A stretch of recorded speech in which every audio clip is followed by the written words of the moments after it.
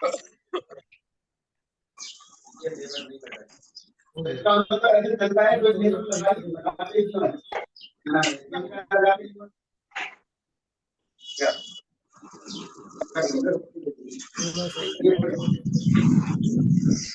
भाई साहब नमस्कार।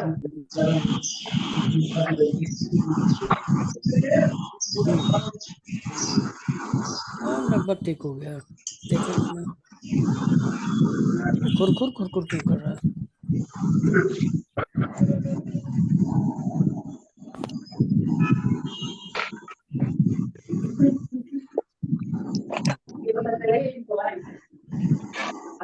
हाँ थोड़ी तो सही हुई है।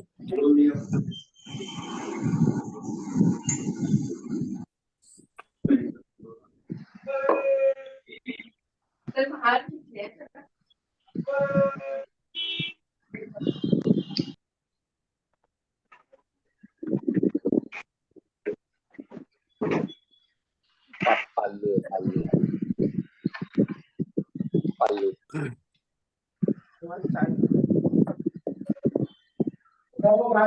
पल्लू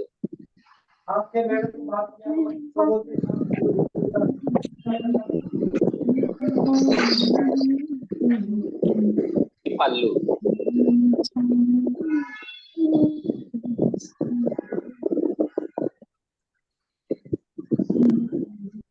साफ नहीं आ रही अभी। एक सादा वाला ईयरफोन भी था ना हमारा।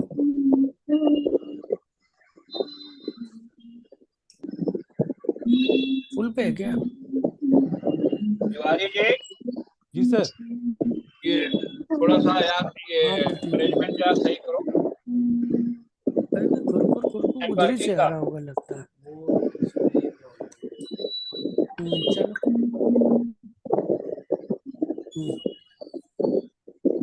बैनर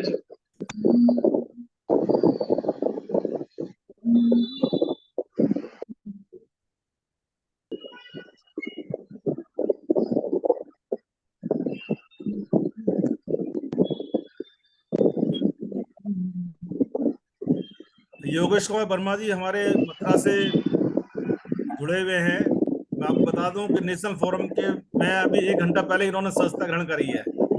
आप भी मथुरा बार टैक्स एसोसिएशन के उपाध्यक्ष भी हैं और काफी एक्टिव मेंबर हैं योगेश वर्मा जी। मैं स्वागत करता हूं। योगेश शर्मा जी को जरा सामने लाओ तस्वीर में। वर्मा जी शकल दिखाइए अपना चेयरमैन साहब को।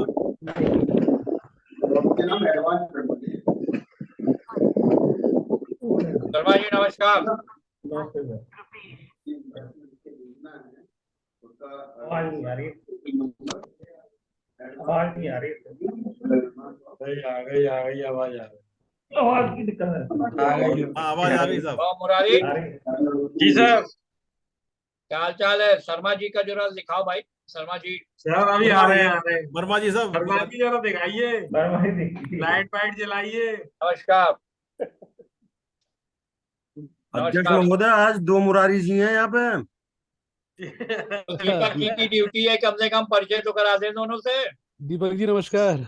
एक हमारे कृष्ण मुरारी तिवारी जी और एक कृष्ण मुरारी वर्मा जी। तो तिवारी जी कहाँ है? जहाँ तिवारी जी से मुलाकात कराएं। तिवारी सर जी मैं तो यहीं पर हूँ सर। ये कंफ्यूज कर देता है दीपक। अरे ये दोनों मुरारी तो पुराने हैं, नया कोई मुरारी आया हो तो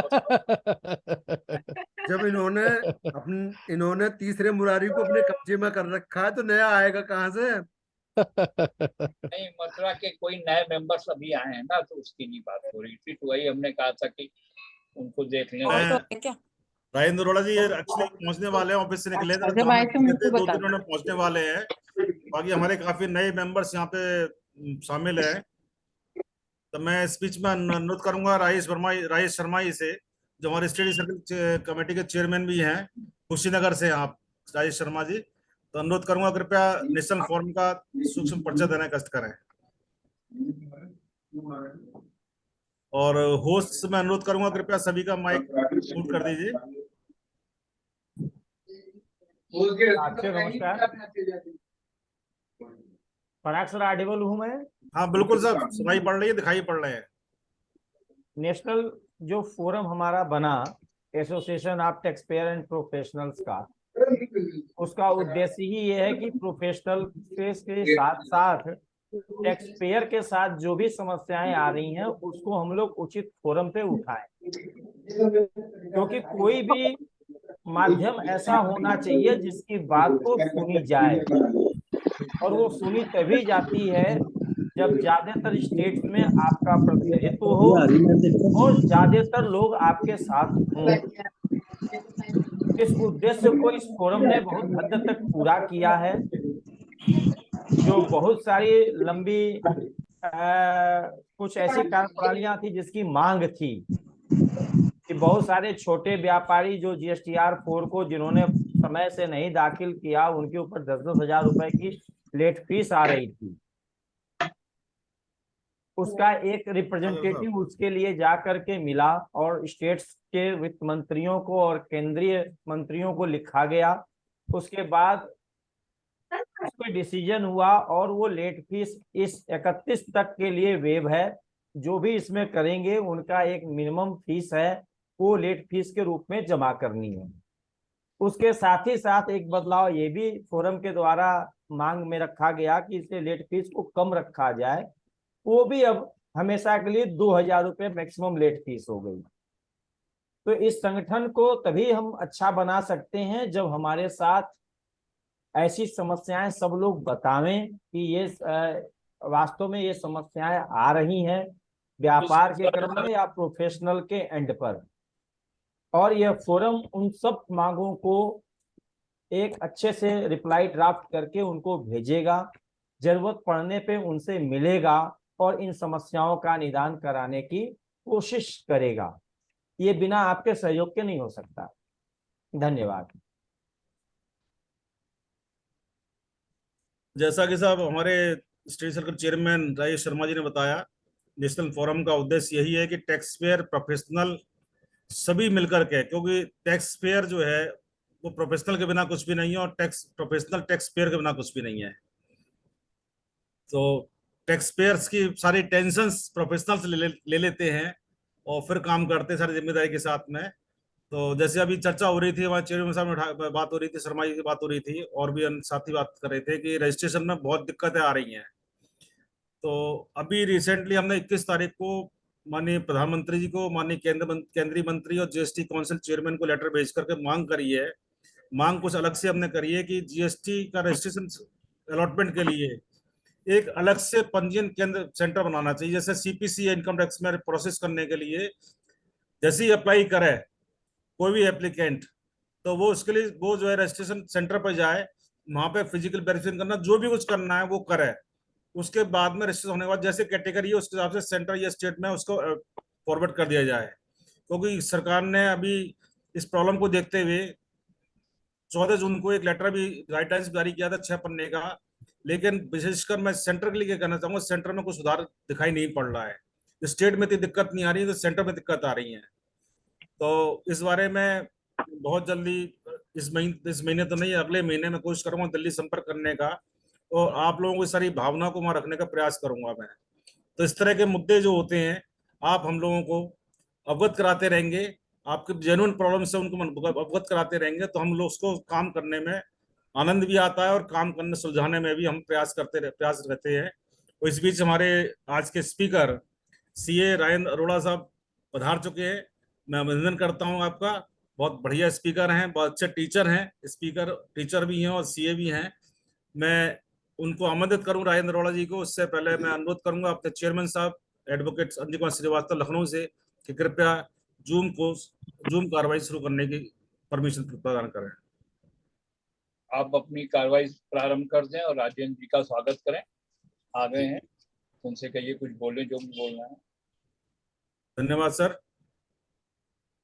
मैं अनुरोध करूंगा अपने आज के स्पीकर CA राजेंद्र अरोड़ा जी से, कृपया अपना व्याख्यान प्रारंभ करें। आज का टॉपिक है E-इनवॉइसिंग और लेटेस्ट डेवलपमेंट या अमेंडमेंट्स इन द GST। स्वागत है अरोड़ा जी। धन्यवाद पराग सर। मेरी आवाज आ रही है? बिल्कुल आ रही है सर जी। सर्वप्रथम मैं हमारे अंजनी सर का बहुत बहुत आभार, और पराग सर का बहुत बहुत आभार व्यक्त करना चाहूँगा कि उन्होंने फिर से एक बार मुझे ये अवसर प्रदान किया कि मैं अपनी जो भी सब्जेक्ट की थोड़ी बहुत समझ है वो हमारे आदरणीय मित्रों के साथ साझा कर सकूं। तो आज का जो सब, उससे पहले मैं शुरुआत करूं उससे पहले मैं आपसे क्षमा याचना करना चाहता हूं। मैं डिले होने की वजह से, विलंब होने की वजह से इस प्रोग्राम में, कृपया मुझे आप क्षमा करें। टॉपिक जो है वो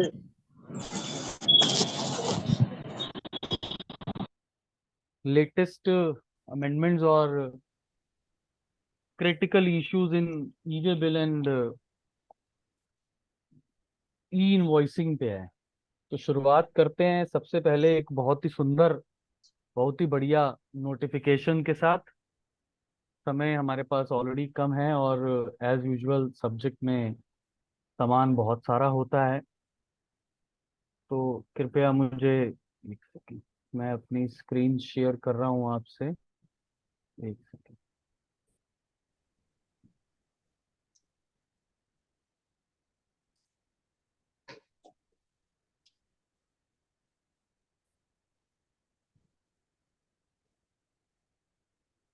नजर आ रही है सर मेरी स्क्रीन?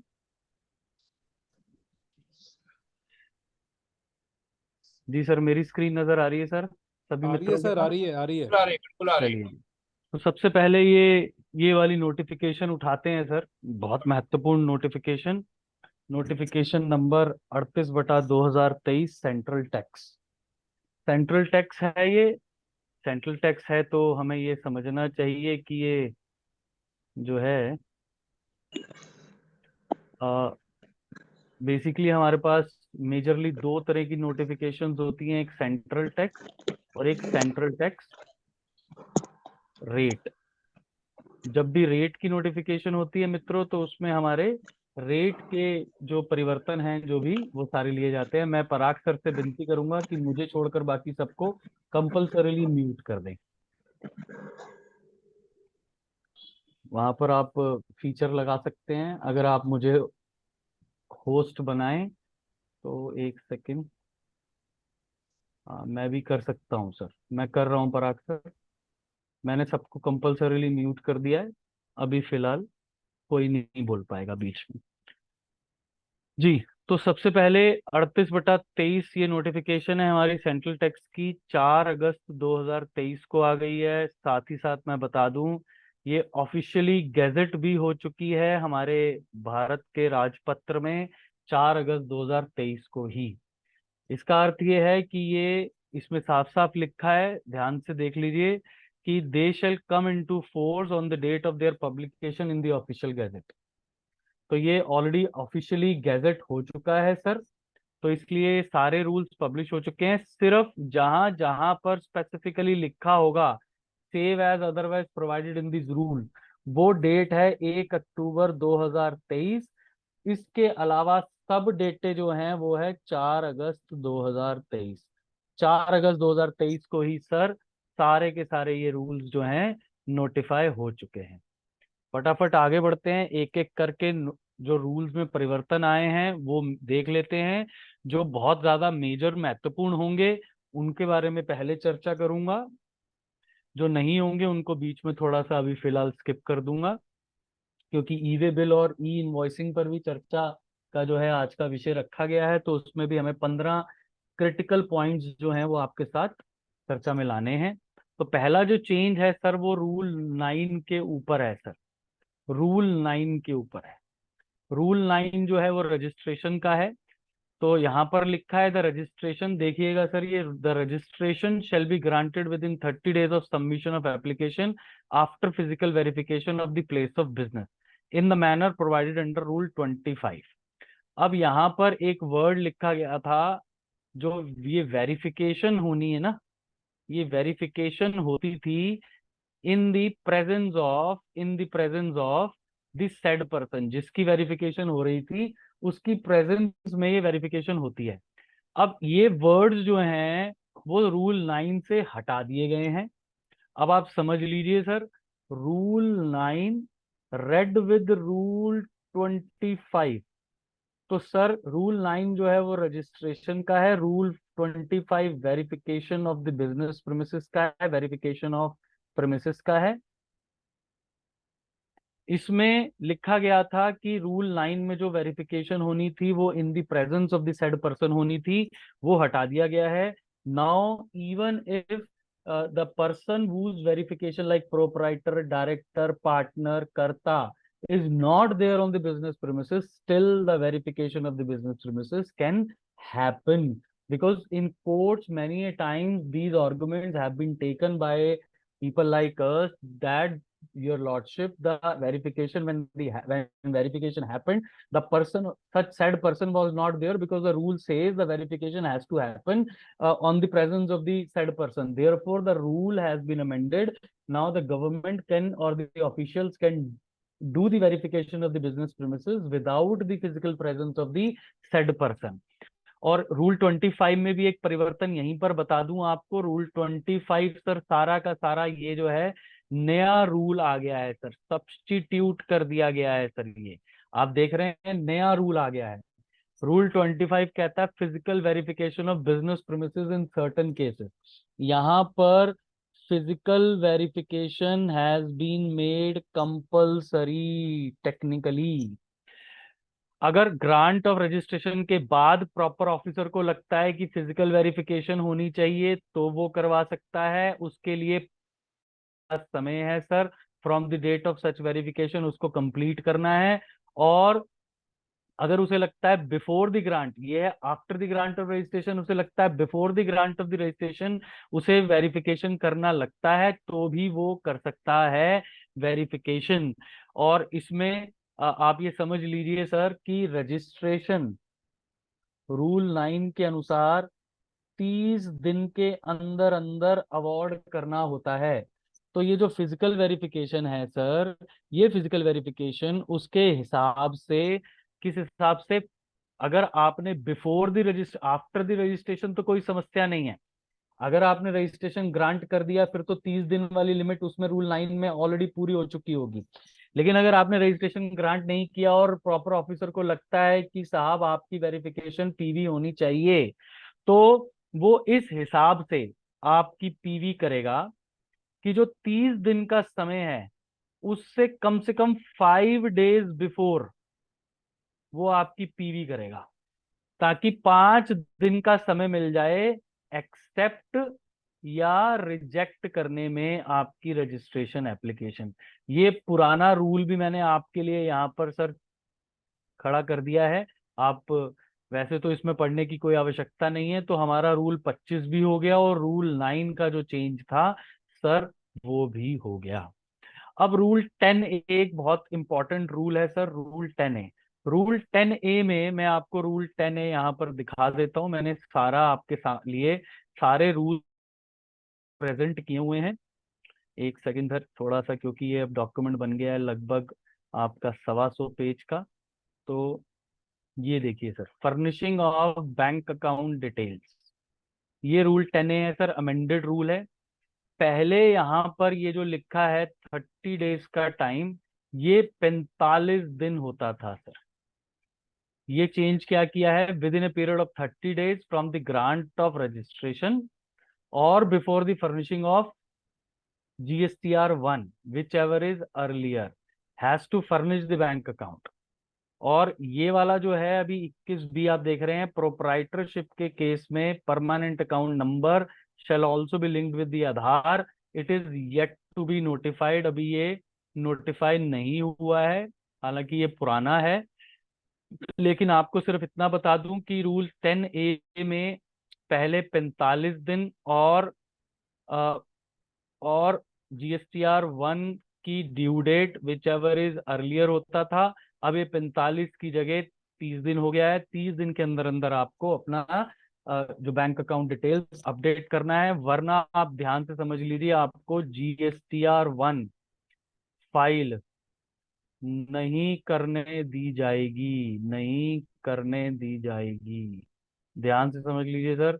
और साथ ही साथ रूल 21 21A में आपका रजिस्ट्रेशन जो आपको ग्रांट हो चुका है उसे सस्पेंड कर दिया जाएगा सर। ठीक है साहब, चलिए आगे बढ़ते हैं। ये रूल 10A वाला चेंज भी आ गया, इसमें भी और आगे जो आएगा संबंधित वो मैं आपको बता दूंगा। काफी सारे चेंजेस हैं सर इस नोटिफिकेशन के अंतर्गत ही, तो ये भी हमारा हो गया सर। अच्छा, अब ये हो गया सर हमारा रूल 10A। अब रूल 21A देखिए सर। रूल 21A में रूल 2A ऐड हुआ है। मैं रूल 21A भी आपको दिखा देता हूं सर, वापस नीचे आता हूं सर आपके लिए। रूल 21A सर, ये 10A था सर, ये 21A आ गया सर, सस्पेंशन ऑफ रजिस्ट्रेशन। अब इसमें क्या परिवर्तन हुआ है सर, आप बड़े ध्यान से देख लीजिए सर। एक तो ये 2A जो है रूल नया आया है, इसमें क्या लिखा है आपका, पहले तो मैं बता दूं ये सस्पेंशन ऑफ रजिस्ट्रेशन की बात हो रही है। मतलब आपका रजिस्ट्रेशन जो है, where registered person applied for cancellation of registration rule 20, तो registration shall be deemed to be suspended from the submission of the application of the cancellation. लेकिन अगर डिपार्टमेंट आपका रजिस्ट्रेशन सस्पेंड करता है, उसमें एक रूल 2A ऐड हुआ है, वो कब कर सकता है सर, ये देख लीजिए सर। GSTR 1 और 3B में अगर आपका मिसमैच है अब, तो आपका नंबर सस्पेंड हो जाएगा। 2B और 3B में आपका अगर मिसमैच है, REG 31 इशू किया जाएगा और आपका नंबर सस्पेंड हो जाएगा। ये आप समझ लीजिए सर। आपको 30 दिन का समय दिया जाएगा कि आपका रजिस्ट्रेशन कैंसिल क्यों ना किया जाए। ये REG 31 में आपको शो कॉज नोटिस होगा और आपको 30 दिन का समय दिया जाएगा सर। और 30 दिन में आपने ये बताना है कि आपका रजिस्ट्रेशन कैंसिल क्यों ना किया जाए। किस किस सिचुएशन में, अगर आपका GSTR 1 और 3B की सप्लाई में मिसमैच है और आपके 2B और 3B के इनपुट टैक्स क्रेडिट में मिसमैच है। तो आपको पहले तो मैंने ये बता दिया। इसी के साथ साथ अब मैं आपको यहाँ पर जो है ना सर, दो चीजें और दिखाना चाहता हूँ। रुकिए सर जरा,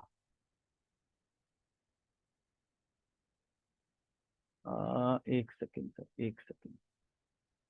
ये 25 हम कर चुके, 46। मैं आपको 88C और 88D दिखाना चाहता हूँ। ये दो महत्वपूर्ण रूल हैं जो आपको पता होने चाहिए इसके बारे में। ये देखिए, ये आ गया 88C सर। अब 88C क्या कहता है सर, अगर आपके 1 और 3B में जो आपने 1 फाइल की और 3B में जो आपने फाइल की सप्लाई, 1 में आपने 1 लाख रुपए सप्लाई दिखाई और 3B में आपने 90,000 सप्लाई दिखाई, तो साहब आपका डिफरेंस आ गया 1 और 3B में। हालांकि एक बात पर मैं आपका यहाँ पर जो है ना ध्यान आकर्षित करना चाहूंगा कि जो 1 और 3B में डिफरेंस कितना होगा, यहाँ लिखा है by such amount and such percentage as may be recommended by the council. ये जो डिफरेंस है ना सर, मान लीजिए हमारा 1 में सप्लाई 1 लाख की है और 3B में सप्लाई 90,000 की है। अब डिफरेंस जो है वो 10,000 का है, मतलब यूं कह लीजिए कि 10% कम सप्लाई डिक्लेयर की है। अब कितने परसेंट पे आपको चिट्ठी आएगी, कितने परसेंट पे आपका डिफरेंस खुलेगा, ये बताना अभी काउंसिल का बाकी है। लेकिन ये 88C जो है, ये देखिए सर 26/12/2022 से ये रूल आ गया है सर। 88C ये 26/12/2022 से आ गया है। और मैं आपको ये भी बता दूं सर, जून 2023 से आपका जो डिफरेंस है 1 और 3B का, जिसमें आपको DRC 01B नजर आता है, ये भी आपका पोर्टल पर नजर आना शुरू हो गया है। लेकिन अभी तक डिपार्टमेंट ने इसके कोई नोटिसेस नहीं भेजे हैं, क्योंकि उन्होंने ये नहीं बताया है कि by such amount and such percentage as may be recommended difference कितना होगा। 1 और 3B में क्या 10% का डिफरेंस होगा या 20% का डिफरेंस होगा या 30% का डिफरेंस होगा, कितना डिफरेंस होगा, ये अभी बात उन्होंने डिपार्टमेंट ने हमें नहीं बताई है सर। इसलिए रूल 88C के जो DRC 01B है ये अभी तक नहीं आया है। अब मैं आपको ये भी फटाफट बता देता हूँ, ये परिवर्तन 26/12 जैसा कि मैंने आपको बताया 2022 से इंसर्ट किया है 5th अमेंडमेंट रूल्स 2022 ने।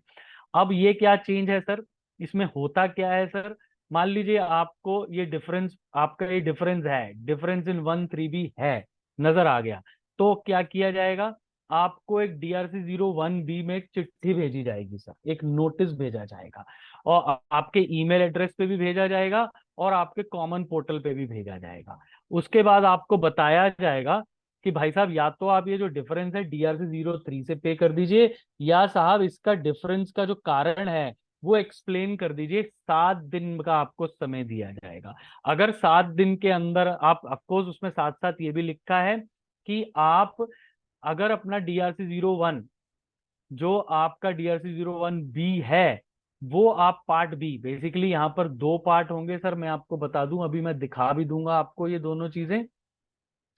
पार्ट ए में कैलकुलेशन होगी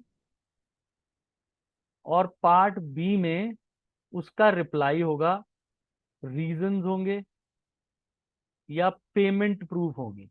भाई अगर मान लीजिए आप कहते हैं कि भाई मैंने 10,000 रुपए कम सप्लाई डिक्लेयर किया है और आप इसको एक्सेप्ट कर लेते हैं, तो आप क्या करेंगे सर, आप DRC 03 जमा कराएंगे, इसके साथ ब्याज जमा कराएंगे जो अंडर सेक्शन 50 बनता होगा आपका, 50 सबसेक्शन 1 के अंदर जो ब्याज बनता होगा आपका वो जमा कराएंगे आप अपना पार्ट बी में जवाब दे देंगे साहब।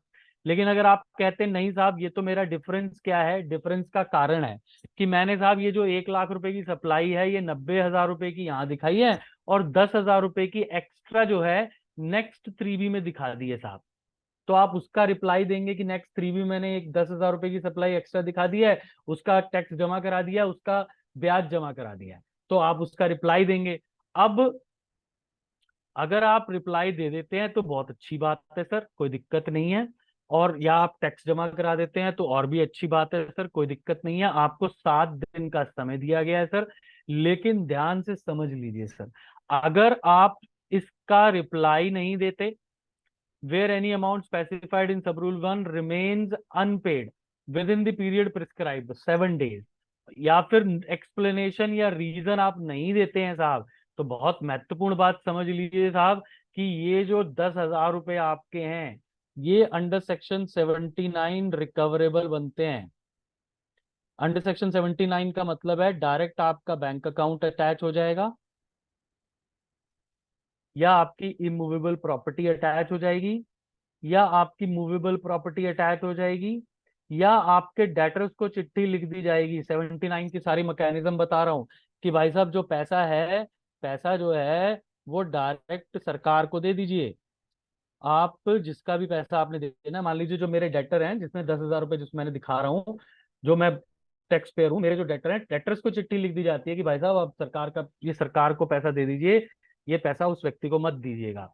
तो ये 79। अब आप मुझसे पूछ सकते हैं कि भाई साहब डायरेक्ट रिकवरी कैसे हो जाएगी, डायरेक्ट रिकवरी कैसे हो जाएगी सर, कबीर रियलिटी का जजमेंट है सर, बहुत सुंदर,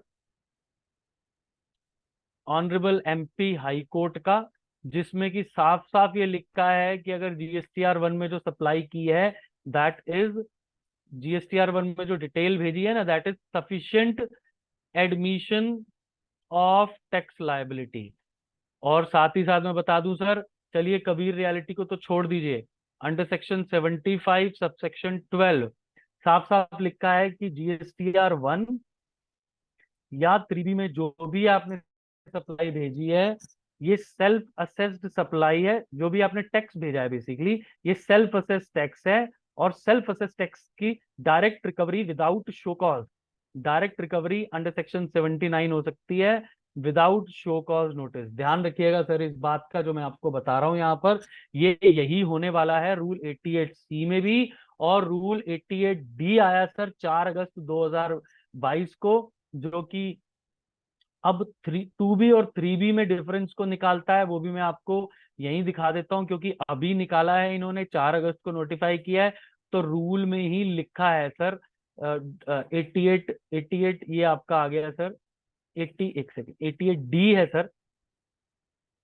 ये लीजिए सर, ये 88D आपके सामने नजर आ रहा है सर, 88D नजर आ रहा है। अब इसमें क्या है, अगर आपका 2B और 3B में अगर मिसमैच है, मान लीजिए आपने 2B में टर्नओवर, आपके 2B में आईटीसी जो है, 2B में जो आईटीसी है वो आपका 100 रुपए है, और आपने 3B में आईटीसी जो ले लिया वो 120 रुपए ले लिया। तो 20 रुपए का आपका जो डिफरेंस है, इसका आपको DRC01C दिया जाएगा। और सेम प्रोसेस है सर, सेम प्रोसेस है। आपको कहा जाएगा भाई साहब या तो आप टैक्स जमा करा दो, या फिर आप क्या करो, और टाइम भी आपको उतना ही दिया जाएगा सर, 7 डेज का टाइम ही दिया गया, जैसे पहले आपको 1 और 3B में डिफरेंस में दिया गया था। तो या तो आप टैक्स जमा करा दो ब्याज के साथ, या फिर आप उसका एक्सप्लेन कर दो रीजन, और अगर आप जमा नहीं कराते हो तो यहाँ पर इंटीमेशन है। और एक और बात ध्यान से देख लीजिएगा सर, यहाँ पर सब रूल जो 3 है, वहां पर जो लिखा था रूल 88C में, वो लिखा था कि हम आपका अंडर सेक्शन 79 रिकवरी कर लेंगे। लेकिन सर यहाँ पर उन्होंने लिखा है कि हम आपको 73 या 74 में नोटिस दे देंगे, शो कॉज नोटिस दे देंगे। आप डिफरेंस समझ लीजिए सर। आईटीसी के लिए, आईटीसी के लिए under section 75(12) direct recovery not possible, not possible. लेकिन आउटपुट टैक्स लायबिलिटी के लिए direct recovery under section 75(12) possible. Are you with me? Yes please. सबको समझ में आ रहा है? जरा सर, जरा अंगूठा दिखाकर बताइए सर, समझ में आ रहा है? हाँ जी, हाँ जी सतपाल जी, सोनभद्र, सोने वाले जी। हाँ, वो स्लीप वाला सोना नहीं सर, गोल्ड वाला सोना कह रहा हूं मैं सतपाल जी। हाँ, खरा सोना।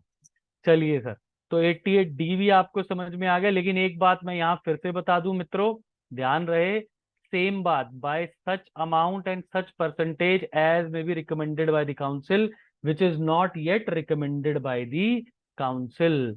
लेकिन इसके ऊपर भी अभी चिट्ठियां, और लेकिन अच्छा एक बात, कई बार मुझसे मेरे मित्र पूछते हैं, अभी भी मैं एक प्रेजेंटेशन में भी था, थोड़ी देर पहले डिपार्टमेंट में था, फिर एक डिपार्टमेंट में ही हमारी बार में प्रेजेंटेशन थी, वहां पर भी ग्रुप डिस्कशन चल रहा था। तो मेरे मित्रों ने मुझसे पूछा, वहां पर सारे वकील भाई थे हमारे, तो उन्होंने पूछा कि भाई साहब ये जो है व्हाट आई वाज, कि अब जो 88C की बात कर रहे थे जब हम, तो कह रहे थे भाई साहब अपॉर्चुनिटी नहीं देंगे क्या,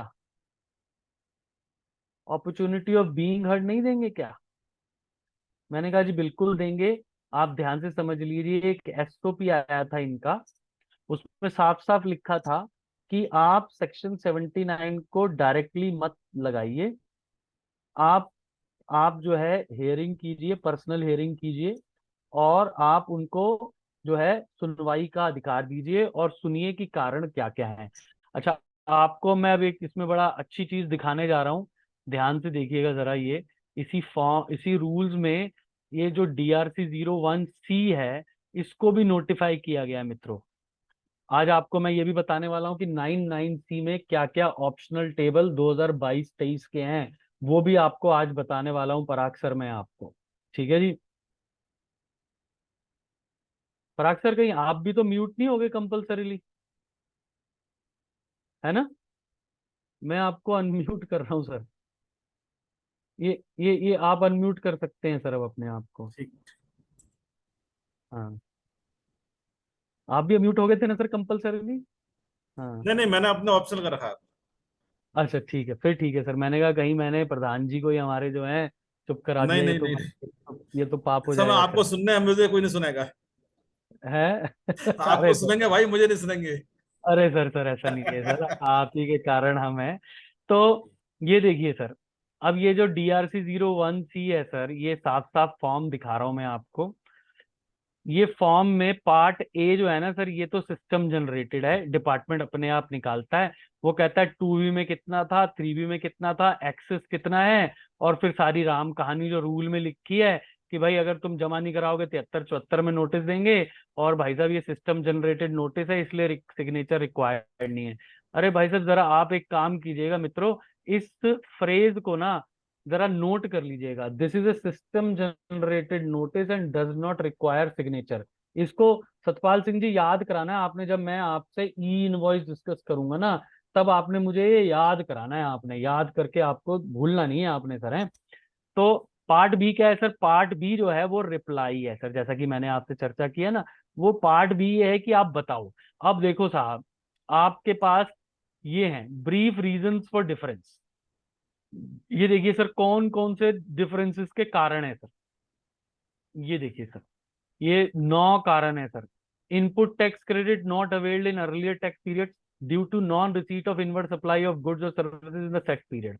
मतलब आपने कंडीशन अंडर सेक्शन 16 की कंडीशन पूरी नहीं की थी, गुड्स ही नहीं आए थे, तो आपने जो है क्रेडिट लिया नहीं। Input tax credit not avail in earlier tax period, गलती से आपने पिछले टैक्स पीरियड का क्रेडिट नहीं लिया और इस बार ले लिया। ये बड़ा कॉमन रीजन है सतपाल जी, कई बार मैं पिछले महीनों का क्रेडिट अगले महीने की 3V में लेता हूँ, ये बड़ा कॉमन रीजन है। तो ये रीजन भी आप बहुत ज्यादा यूज करने वाले हैं। ये रीजन थोड़ा टेक्निकल है, इतने मतलब इतने ज्यादा हम लोग इस तरह से करते नहीं है, हमारे नॉर्मली गुड्स हमें मिल जाते हैं। पटेल साहब भी हमारे साथ हैं, हमारे मित्र, है ना। बहुत बहुत स्वागत है पटेल साहब आपका। हमारे ये जो जीएसटी वीर है ना, ये हर जगह पहुंचते हैं, मतलब ये इनकी खूबसूरती है और यही जरूरी है पटेल साहब, अन्यथा आप जो है सब्जेक्ट को पकड़ नहीं पाओगे। और जो है अगर कोशिश, मतलब आप मेरा पीछा करते रहोगे तो कहीं ना कहीं सर क्या है, मैं भाग रहा हूँ बहुत तेजी से, तो जो मेरा पीछा करेगा सर वो भी तेजी से भागना शुरू कर देगा सर, उसका स्टेमिना भी उसी हिसाब से बढ़ जाएगा। क्यों सतपाल जी, है कि नहीं? तो मेरा पीछा करते रहिए सर, फॉलो मी ऑलवेज। हाँ, जहां मैं जाऊं बस आप ध्यान रखो ये दूरबीन लगा के राजेंद्र कहाँ जा रहा है, ठीक है। तो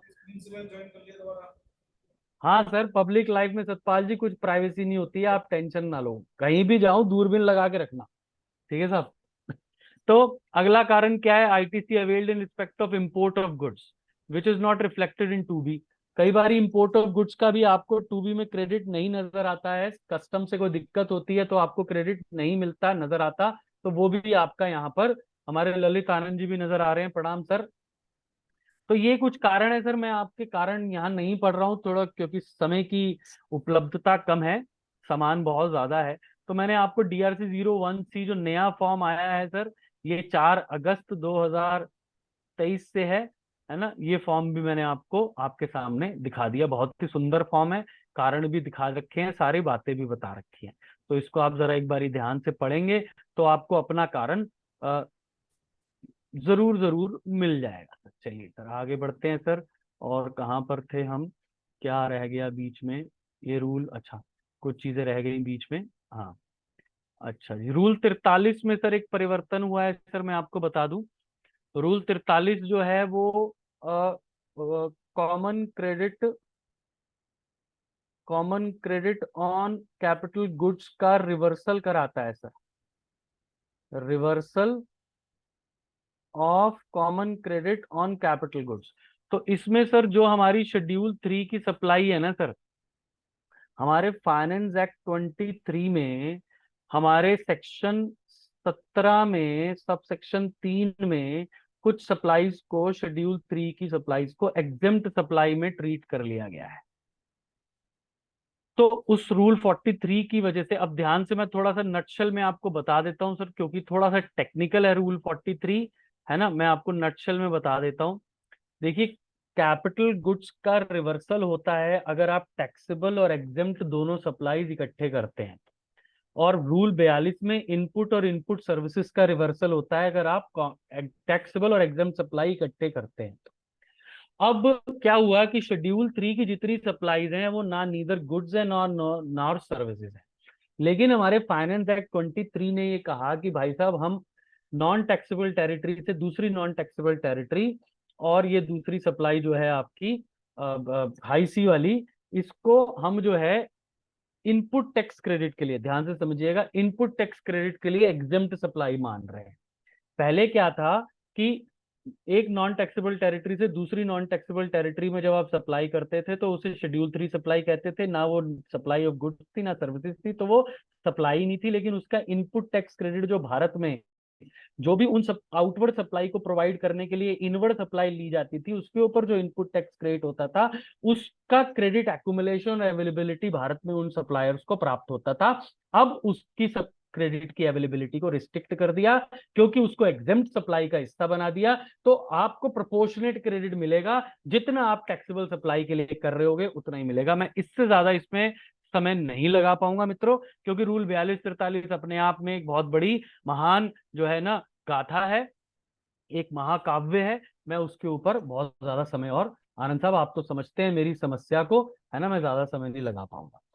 तो आनंद साहब कहेंगे बस यही कह के ना तू हर जगह से ना मतलब जो है बहाने मार जाता है, हैं? वो आपने वो जो क्वेरी सेशन की बात की थी ना आनंद साहब, मैंने क्वेरी सेशन किया है, आप देख लो, ऐसे मत, अब आप ये मत सोचना ना, आपका छोटा भाई बोलता है तो करता भी है। तो अब अगला जो एक क्वेश्चन आया, रूल जो चेंज आया सर, वो टैक्स इनवॉइस में आया। हमारी वनीता मैम ऑटो से बैठ के सुन रही हैं। देखिए ये है जीएसटी वीरों की कर्मठता, कि कहीं भी होंगे कानून का नहीं पीछा छोड़ते हैं। ठीक है जी। अब इसमें क्लॉज एफ में एक परिवर्तन आया सर। रूल 46 जो कहता है वो ये कहता है कि आपके टैक्स इनवॉइस में 18 आइटमें होनी चाहिए, जो कि कंपल्सरीली होनी चाहिए। रूल 46 ये कहता है सर, ये देखो मैंने यहाँ पर, in the proviso the word name and address of the recipient along with its pin code and name of the state and the said address shall be deemed to be the address on record. The following words, ये जो था ना sir, देखिए ये आपको मैं बता दूं, ये जो है ये name address of the recipient invoice पर ये सब होना चाहिए था, इसको सब्स्टिट्यूट कर दिया name of the state of the recipient and shall be deemed to be the address on record. अब मैं आपको सिंपल सिंपल भाषा में बता दूं सर, अगर आप कोई भी टैक्स इनवॉइस बना रहे हैं सर, अगर आप कोई भी टैक्स इनवॉइस बना रहे हैं और आप जो है आपको एड्रेस ऑन रिकॉर्ड नहीं पता रेसिपिएंट का, तो सिंपल है, name of the state of the recipient आप आपको पता होगा, वही जो है एड्रेस ऑन रिकॉर्ड बन जाएगा। मान लीजिए एक मेरे पास कोई टैक्स पेयर आया जो कि यूआरपी है, ध्यान से समझना सर मेरी बात को, बहुत महत्वपूर्ण बात है। मेरे मैं दिल्ली में एक मोबाइल शॉप चलाता हूँ, उस मोबाइल शॉप पे एक टैक्स पेयर आया जो कि यूआरपी है। उसने कहा भाई साहब मैं आया हूँ यूपी से, लखनऊ से, हमारे प्रेसिडेंट साहब चेयरमैन साहब वहां पर बैठे हैं, तो मैं लखनऊ जो है हमारा फेवरेट है ना जी, टैक्स नेशनल फोरम का, तो लखनऊ से आया हूं और मैं यूआरपी हूं। मैंने टैक्स इनवॉइस काट दिया साहब उसको। अब मेरे पास ना उसका name and address of the recipient नहीं था, उसका पिन कोड भी नहीं था, मेरे पास केवल था नेम ऑफ द स्टेट। तो उन्होंने कहा भैया नेम ऑफ द स्टेट पता है ना तुझे, बस बात खत्म हो गई। उसी को एड्रेस ऑन रिकॉर्ड मान ले, और एड्रेस ऑन रिकॉर्ड से मैं ये पता लगाऊंगा आनंद साहब कि ये मेरी इंटर स्टेट सप्लाई है या इंट्रा स्टेट सप्लाई है। और स्पेशली यूआरपी, यूआरपी जो सप्लाई है ना सर, उसका सारा का सारा इनपुट टैक्स क्रेडिट उस स्टेट को मिलता है जहां पर वो यूआरपी सिचुएटेड होता है। इसलिए अपने क्रेडिट को डोल ड्रम्स में, अपने क्रेडिट को इधर उधर डोलने देने की बजाय डिपार्टमेंट ने कहा कि भैया कोई बात, तेरे को स्टेट पता है ना, नाम नहीं पता उसका बंदे का, एड्रेस नहीं पता, पिन कोड नहीं पता, तेरे को स्टेट पता है ना, तू स्टेट डाल के कहानी खत्म कर दे और उसको यूआरपी को स्टेट डाल। स्टेट अगर दिल्ली से यूपी है तो भाई इसको इंटर मान ले। Inter unregistered inter state purchase का अर्थ है कि सारा का सारा क्रेडिट यूपी स्टेट को मिल जाएगा। बड़ी सिंपल सी बात है, ये परिवर्तन आया। उसके बाद रूल 59 में एक बहुत महत्वपूर्ण परिवर्तन और भी आया है सर। 59 जो है ना वो रिस्ट्रिक्शंस लगाता है सर हमारे सामने। क्या रिस्ट्रिक्शन लगाता है? Following clauses shall be inserted. कौन से क्लॉज इंसर्ट होंगे सर? ये बड़ा सिंपल है, आपको पता है रूल 88D अब आया है। मैं आपको रूल 59 दिखा देता हूं नीचे एक बारी पहले आपके लिए सर, रूल 59 क्या कहता है। रूल 59, सॉरी,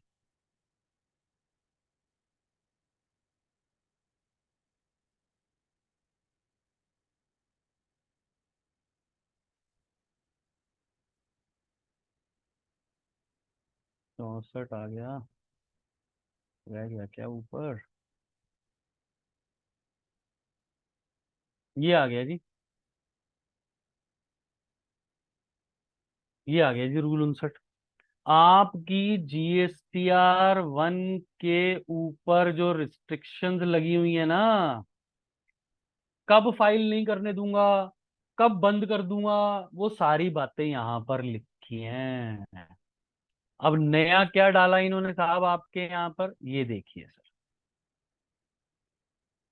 88C पहले डाला था। 88C क्या कहता है?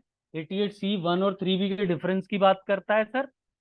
88C कहता है कि अगर आपको कोई भी DRC 01C दिया गया है, तो जैसे DRC 01B दे दिया ना, आपको अगला GSTR 1 भरना आपको मना हो जाएगा, या इनवॉइस फर्निशिंग फैसिलिटी भरना आपको मना हो जाएगा, अनलेस आप या तो टैक्स जमा नहीं कराते या फिर आप अपने रीजंस नहीं देते। बड़ी सिंपल सी बात है। और अब इसी के ऊपर एक नया रूल लाए हैं 88D। 88D में क्या डिफरेंस होता है सर 2B एंड 3B का? तो सेम बात उन्होंने कह दी, अगर आपको मैंने DRC 01C दिया, मतलब 2B और 3B के डिफरेंस के लिए दे दिया, तो भाई साहब आपको अगला 1 फाइल नहीं करने दूंगा जब तक आप टैक्स पे नहीं कर देते या फिर आप रीजंस नहीं दे देते। एक और परिवर्तन लाए सर यहाँ पर, ये नए सेक्शंस जो लाए गए हैं कि अगर आपने बैंक अकाउंट अपडेट नहीं किया, ये मैंने आपको बता दिया था रूल 10A करते हुए, अगर आपने बैंक अकाउंट अपडेट नहीं किया तो साहब आपको GSTR 1 फाइल करने नहीं दिया जाएगा। बिल्कुल सिंपल सी बात है सर यहाँ। चलिए सर, ये मैंने रूल 59 भी आपको बता दिया, इसका जो परिवर्तन आया वो भी बता दिया सर आपको सारा। वापस आते हैं सर। सर एक बारी आप इसके बारे में थोड़ा सा बताना चाहता हूँ, 2 मिनट आपको। हमारा एक कोर्स चलता है सर GST वीर। हमारे यहाँ पर बहुत सारे मित्र इस कोर्स में जुड़े हुए हैं। इस कोर्स का औचित्य ये है, उद्देश्य ये है कि हम 1000 GST वीर बनाना चाहते हैं भारत में। हर सैटरडे होता है, शाम को 7 बजे होता है। हम इसमें विभिन्न विभिन्न टॉपिक्स पे चर्चा करते हैं। आप ये देखिए, ये हमारे पहले 4 महीने के टॉपिक्स हैं सर। हमने 2 चर्चाएं की रिफंड पे, फिर हर महीने एक चर्चा करते हैं हम सर GST आज तक, मतलब पूरे महीने में जितना भी परिवर्तन है हम उसके ऊपर चर्चा करते हैं। फिर हमने 2 टॉपिक लिंक किए बैक टू बैक हर हफ्ते। हमने कहा कि ई-वे बिल में क्या क्रिटिकल इश्यूज हैं, फिर हमने कहा कि गाड़ी अगर पकड़ी जाएगी तो उसको छुड़ाना कैसे है, तब क्या इश्यूज हैं, दोनों कनेक्टेड। फिर हमने ऑफेंसेस एंड पेनल्टीज की बात की। फिर हम एक काम और करते हैं, हर 4 महीने में एक बार हम ये डिटरमाइन करते हैं कि GST पोर्टल पर क्या क्या नई चीजें आई हैं। पूरे पोर्टल की आपको एक सैर कराते हैं कि यहाँ पर ये हुआ है, ये ऐसे होगा, इसमें ये प्रॉब्लम है, इसका ये सोल्यूशन है, ये सब चीजें हर महीने हम लोग GST आज तक तो करते हैं। ये कुछ टॉपिक्स हैं। ऑब्जेक्टिव हमारा केवल ऐसे व्यक्तियों को जोड़ना है जो GST की प्रैक्टिस में है और उनको day to day time level पर प्रॉब्लम्स आती हैं, प्रैक्टिकल इश्यूज आते हैं, सब्जेक्ट को वो बहुत प्रैक्टिकल तरीके से वो देखते हैं, उनकी हेल्प के लिए। और हमने 1000 जो GST वीर बनाने हैं, दूसरा उद्देश्य हमारा ये है कि इन 1000 GST वीरों की हेल्प तो करनी ही है कि वो प्रैक्टिस में अपना अपना सही तरीके से काम कर सके, साथ ही साथ ऐसे GST वीर बनाने हैं जो कि सब्जेक्ट को आगे से पकड़ें। और इन 1000 GST वीरों के नाम जो है प्रधानमंत्री कार्यालय को भेज देने हैं हमने GST रिसर्च फाउंडेशन के ब्याह पे कि भाई साहब हमने इस प्रोसेस से 1 साल पूरा लगाकर ये व्यक्ति पूरे भारत में तैयार किए हैं। आप इन लोगों की सेवाएं लें, इन लोगों को जगह जगह विभिन्न विभिन्न समितियों में, कमेटियों में जोड़ें और इनको जहां भी हो सके इनकी सेवा लेकर सब्जेक्ट की डेवलपमेंट करें। क्योंकि मैं आपको बता दूं सर, 44 लाख करोड़ रुपए का हमारा टोटल खर्चा है भारत का इस बार का 22-23 का, और 20 लाख करोड़ रुपया केवल GST से हमारा जो है कलेक्शन है, उसकी जो संरचना है। जिस हिसाब से अगर हम इस सब्जेक्ट पे ध्यान दें, इस सब्जेक्ट की इंप्लीमेंटेशन पर ध्यान दें, इस सब्जेक्ट की डेवलपमेंट पर ध्यान दें, सारे भारतवर्षी मिलकर तो मैं ये मानता हूं, मेरी ये बहुत बहुत प्रबल इच्छा है और मेरा विश्वास है, दृढ़ विश्वास है कि हमारा बहुत बड़ा, मतलब समझ लीजिए कम से कम हम 25 से 30 लाख करोड़ रुपया सालाना हम जीएसटी से कलेक्ट कर सकते हैं, जिससे कि भारत में आने वाले सालों में जो विकास की और परियोजनाएं हैं वो पूरी हो सकती हैं, जिससे कि प्रत्येक भारतवंशी को बहुत लाभ प्राप्त हो सकता है। तो मुझे ऐसा लगता है कि केवल जीएसटी जो है वो हमारा कर कलेक्शन का या उसको टैक्स कलेक्शन मैकेनिज्म नहीं है, बल्कि भारत के निर्माण में एक बहुत बड़ा योगदान हो सकता है इस कर का। और उसकी जिम्मेदारी, उसकी जो हमारी रिस्पॉन्सिबिलिटी, हम सब कर जो जो जो एक्सपर्ट्स हैं और जो सारे स्टेक होल्डर्स हैं उनके ऊपर आती है। तो मैं आप सबको आह्वान करता हूं कि आप जो है इस पूरी परियोजना में जुड़ें और ज्यादा से ज्यादा लोग जीएसटी वीर बने, ताकि हम भारत में इस कर के माध्यम से भारत की विकास में और उसके आगे बढ़ने में हम अपना योगदान दे सकें। बस इतना ही थोड़ा सा मैं आपको इसके बारे में बताना चाहता था। उसके बाद वापस जो है हम चेंजेस पर आ जाते हैं सर, और हमने अब कौन सा चेंज रह गया सर वो आपको दिखा देता हूं मैं। अच्छा जी, ये 88D भी हो गया, बीच में कोई और चेंज 59 भी हो गया। अच्छा जी, एक 64 का मैं 64 वाला चेंज नहीं ले रहा सर, 67 वाला भी मैं टीसीएस वाला नहीं ले रहा, क्योंकि और बहुत सारे परिवर्तन हमारे सामने हैं। मैं ये भी नहीं ले रहा हूं, मैं 108 भी नहीं ले रहा हूं। हाँ जी, 138F ले रहा हूं, ये महत्वपूर्ण परिवर्तन है। ये क्या परिवर्तन कहता है सर कि आप देखिए, मैं आपको बैकग्राउंड बता दूं कि जो भी ज्वेलरी है उसमें रूल 138 सब रूल 14 में ई वे बिल की एग्जेम्पशन है सर। ये मैंने आइटमें यहां लिख दी हैं सर दोनों। देखिए सर, ये नेचुरल और कल्चर्ड पर्ल्स एंड प्रेशियस और semi precious stones, precious metals, metal clad with precious metal, chapter 71 सारा का सारा एचएसएन का, और jewellery, goldsmith, silversmith, wares and other articles, इनके ऊपर सर हमारी एग्जेम्पशन है इंटर स्टेट मूवमेंट की। ध्यान से समझ लीजिएगा सर, एक बहुत महत्वपूर्ण बात आपको मैं बता रहा हूं यहां पर, इंटर स्टेट मूवमेंट की। रूल 138 सब रूल 14 में ये लिखा है, यहां पर इन्होंने इसका जिक्र भी किया है। ये कह रहे हैं कि सीरियल नंबर 4-5 जो अनेक्शर अपेंडेड है रूल 138-14 में, इन अकॉर्डेंस विद सब रूल 1 ऑफ 138F, यहां पर इंटर स्टेट मूवमेंट में तो एग्जाम्पशन है, लेकिन वो कह रहे हैं इंट्रा स्टेट। इंट्रा स्टेट आप सब समझ सकते हैं मेरे मित्र, intra state, within the state. Within the state अगर ये आइटमें, ये और ये आइटमें अगर मूव होंगी तो साहब ई वे बिल बनाना है, ई वे बिल बनाना है। ये सेंटर की नोटिफिकेशन है साहब, जो कि 4 अगस्त 2023 को लागू हो चुकी है, ऑफिशियल गैजेट हो चुकी है। लेकिन ये क्या कह रहे हैं, uh commissioner of state tax और UT tax mandates where commissioner, मतलब यदि एक कमिश्नर मैंडेट करता है furnishing of information regarding state movement of goods specified against serial number, बाकी मैंने बता दिया। एंड मैंडेट करता है, पहली बात वो जरूरी बनाता है।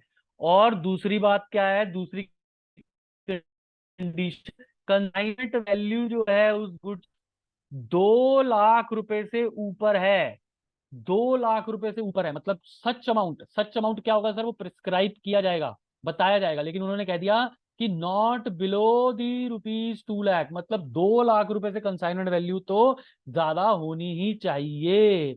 और यहां पर नीचे सर आपके लिए कंसाइनमेंट वैल्यू बता दी, the consignment value of goods shall be the value as per section 15, जो भी आपकी इनवॉइस पर वैल्यू है या डिलीवरी चालान पे जो वैल्यू है या बिल ऑफ सप्लाई पे जो वैल्यू है।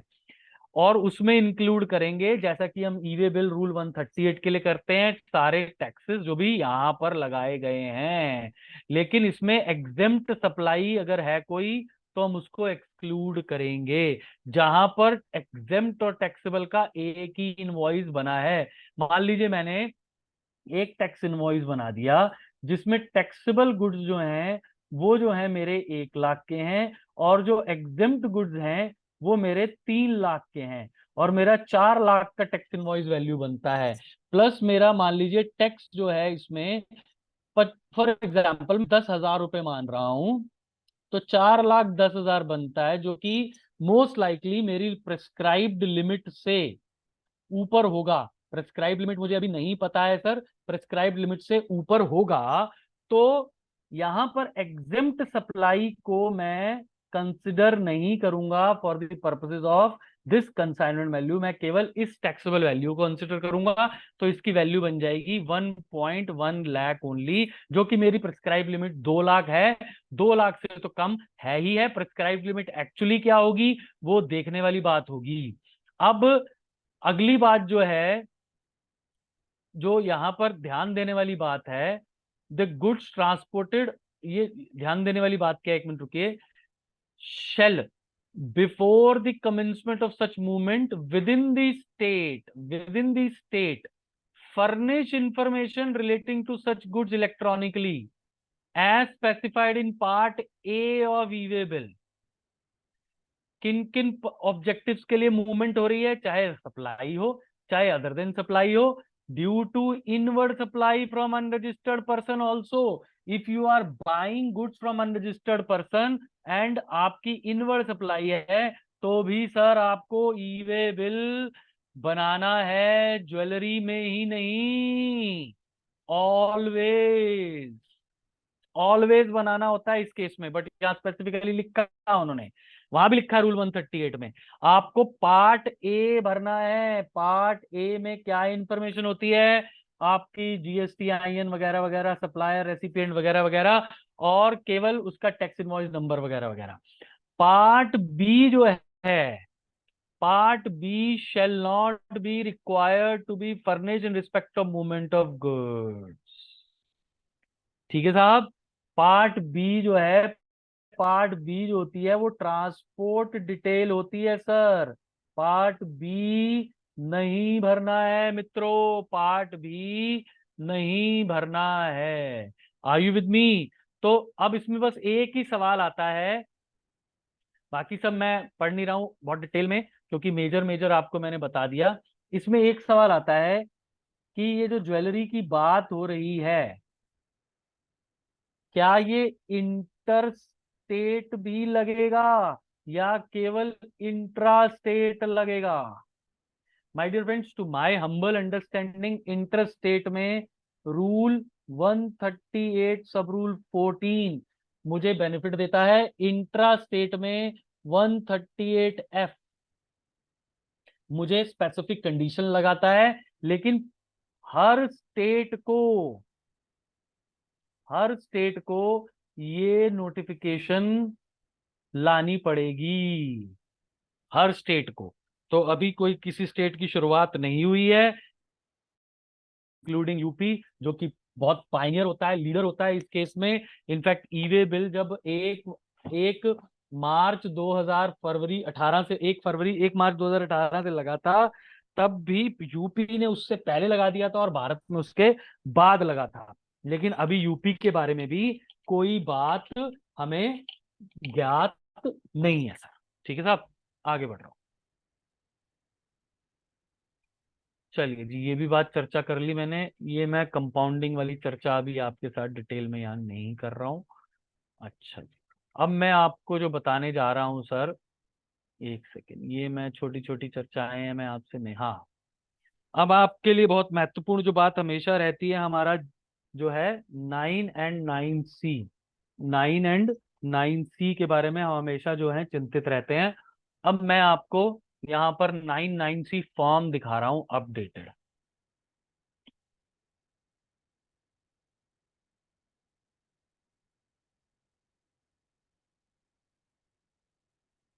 एक चर्चा और मैं आपसे करना चाहता हूं, वैसे मुझे लगता है कि हमें पहले कर लेनी चाहिए, रूल 23 के बारे में। रूल 23 के बारे में मैं आपसे चर्चा कर लेता हूं सर, रुकिए जरा। रूल 23 जो है ना सर, हमारा कैंसलेशन ऑफ रजिस्ट्रेशन के ऊपर है कि हम रेवोकेट कैसे करा सकते हैं हमारे सस्पेंडेड नंबर को। ये sir, revocation of cancellation of registration. Sir इसमें ये पुराना रूल यहाँ पर लिखा होगा सर, ये देखिए। पुराने रूल में बेसिकली हमारे पास समय क्या होता था सर, कि 30 दिन का समय होता था। फिर हम फर्दर 30 दिन जो हैं वो 30 दिन करके 3 बार टोटल 90 दिन जो है हम एक्सटेंशन ले सकते थे। लेकिन पहले हम डिप्टी कमिश्नर पर जाते थे 30 दिन के लिए, फिर हम एडिशनल या जॉइंट कमिश्नर पर जाते थे फर्दर 30 दिन के लिए।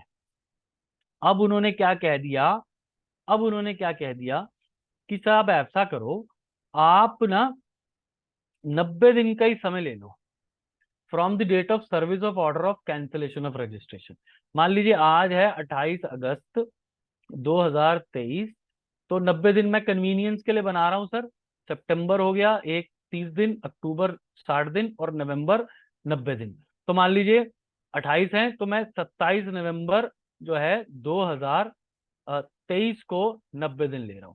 अगर आपको आज सर्विस हुआ है, सर्विस की बात हो रही है सर, सर्विस जो है वो सॉरी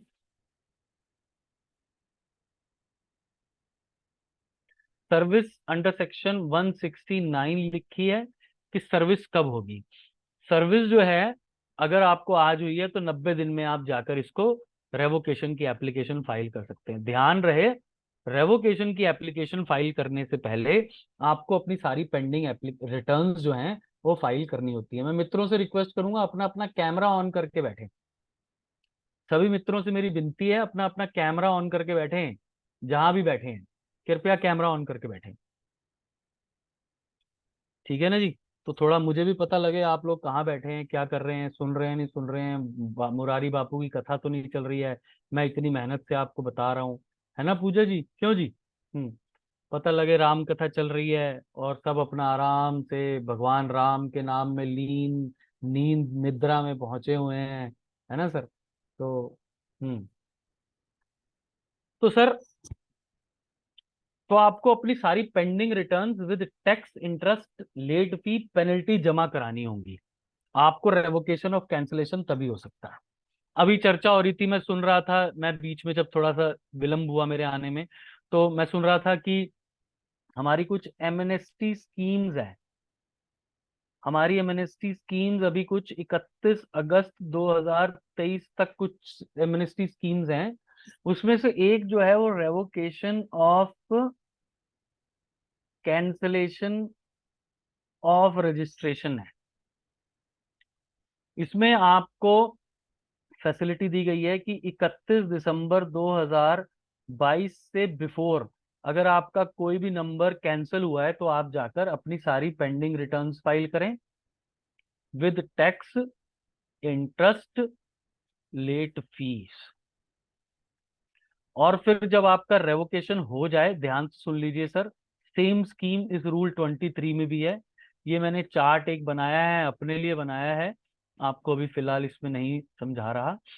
तो रेवोकेशन अगर हो जाए तो आपको जिस दिन रेवोकेशन होगा, जिस दिन, मेरी हिंदी के लिए मुझे क्षमा कीजिएगा, मैं कोशिश कर रहा हूं हिंदी लिखने की, जिस दिन आपका रेवोकेशन हो जाए उससे 30 दिन के अंदर अंदर आपको अपनी पेंडिंग ऑल रिटर्न्स फाइल करनी है सर। ये सेम प्रोसेस है रूल 23 का भी सर। एक और बात मैं आपको यहाँ पर बता देना चाहता हूं कि 90 दिन जो हैं आपको जो मिले हैं सर, ये फर्दर 90 दिन से एक्सटेंड हो सकते हैं और टोटल 180 दिन मिल सकते हैं आपको कमिश्नर के अप्रूवल से।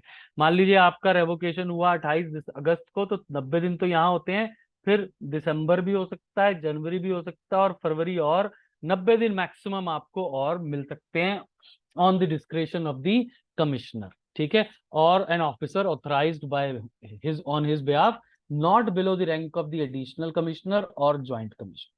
तो कमिश्नर वैसे तो कमिश्नर सारे इस बात को डेलीगेट ही कर देते हैं, तो एडिशनल या ज्वाइंट कमिश्नर की रैंक से नीचे कभी डेलीगेशन नहीं हो सकता। होपफुली हम ज्यादातर एडिशनल कमिश्नर साहब देखते हैं स्टेट अथॉरिटीज में, जहां पर इस तरह की powers delegated by the commissioner होती हैं। तो ये भी मैंने आपको जो परिवर्तन आया, ये परिवर्तन भी बता दिया, और कहीं ना कहीं मैंने आपको बाकी सारी चीजें भी इसकी और बता दी सर। चलिए सर, अब आपको मैं दिखा रहा था GSTR 9, वापस चलता हूं सर। अच्छा, एक चीज और मैं आपको आज बताना चाहूंगा, ये GST वीर के बारे में एक चीज भूल गया, मेरे को सामने आया तो याद आ गया। आज जो हमारे नेशनल फोरम है, इसके जितने भी मेंबर हमारे साथ जुड़े हुए हैं, उनको आज 10% डिस्काउंट हम इसके एनुअल प्रोग्राम में दे रहे हैं। हमारा एनुअल प्रोग्राम 14,400 का है, तो 12,260 रुपए का आई बिलीव ये पड़ेगा, जिसमें 60 हफ्तों में प्रोग्राम होंगे और 230 रुपए या 220 रुपए प्रत्येक हफ्ते का खर्चा है आपका GST वीर बनने का। ये होता ऐसे ही है, क्या होता है, CA बनने में पैसा कम लगता है, जवानी सारी लग जाती है। तो GST वीर बनने में भी आपका पैसा तो कम लगेगा, लेकिन सैटरडे सारे लग जाएंगे, ये बात पक्की है आपकी। ठीक है साहब? तो और बिना पेन के कोई गेन हो ही नहीं सकता। तो मैं आपको 9 पर वापस ले जाता हूं सर। 9 और 9C के ऑप्शनल टेबल दिखाऊंगा, फिर उसके बाद आगे की चर्चा जो है कुछ और चेंजेस, और फिर ई वे बिल और ई इनवॉइसिंग के 15 क्रिटिकल पॉइंट्स आपके साथ हम लोग बात करेंगे। ये डॉक्यूमेंट सर जो लगभग जो है ना सर, ये पेपर जो है लगभग 120 पेज का डॉक्यूमेंट है। ये आ गया सर आपका GSTR 9, हम सबका फेवरेट GSTR 9। 9C भी दिखाऊंगा सर अभी आपको। अब GSTR 9 में ऑप्शनल टेबल्स की बात कर रहे हैं 22-23 के लिए सर। 5A to 5F आपके नेट ऑफ क्रेडिट नोट जाने हैं, ये आपके पास ऑप्शन है 22-23 में। ये जो क्रेडिट नोट्स हैं आप इनको ना दें, यहीं पर अपनी सप्लाई को टेबल नंबर 5 में, 4 में नहीं सर, 4 में टैक्सेबल सप्लाई जाती है सर, और 5 में सारी एग्जेम्प्ट सप्लाई जाती है sir, on which tax is not payable. तो आप A to F में आप अपना क्या कर सकते हैं, ये आप net of credit note, debit note दे सकते हैं। एक तो ये ऑप्शन। दूसरा ऑप्शन ये नॉन GST सप्लाई जो है, वो तो आपने कंपल्सरीली भरनी है, लेकिन एग्जेम्प्टेड और निल रेटेड को सेपरेट करने की आवश्यकता नहीं है, सारी की सारी एग्जेम्प्टेड में भर दो। ये आपके पास ऑप्शन 2022-23 में अभी भी है, ये शुरू से ऑप्शन। ठीक है साहब? ये भी आपको सेपरेटली नहीं देना, सप्लाईज डिक्लेयर्ड इंक्रीज और डिक्रीज, वो आप नेट ऑफ अमेंडमेंट यहीं दे सकते हैं। टेबल नंबर 5 में ऑप्शन है सर, टेबल नंबर 4 में कोई ऑप्शन नहीं है। उसके बाद टेबल नंबर 6, टेबल नंबर 6 में क्या ऑप्शन है सर, अगर आपके पास इनवर्ड सप्लाई की आपने डिटेल देनी है टेबल नंबर 6 में, तो इनपुट कैपिटल गुड्स और इनपुट सर्विसेज। ठीक है साहब?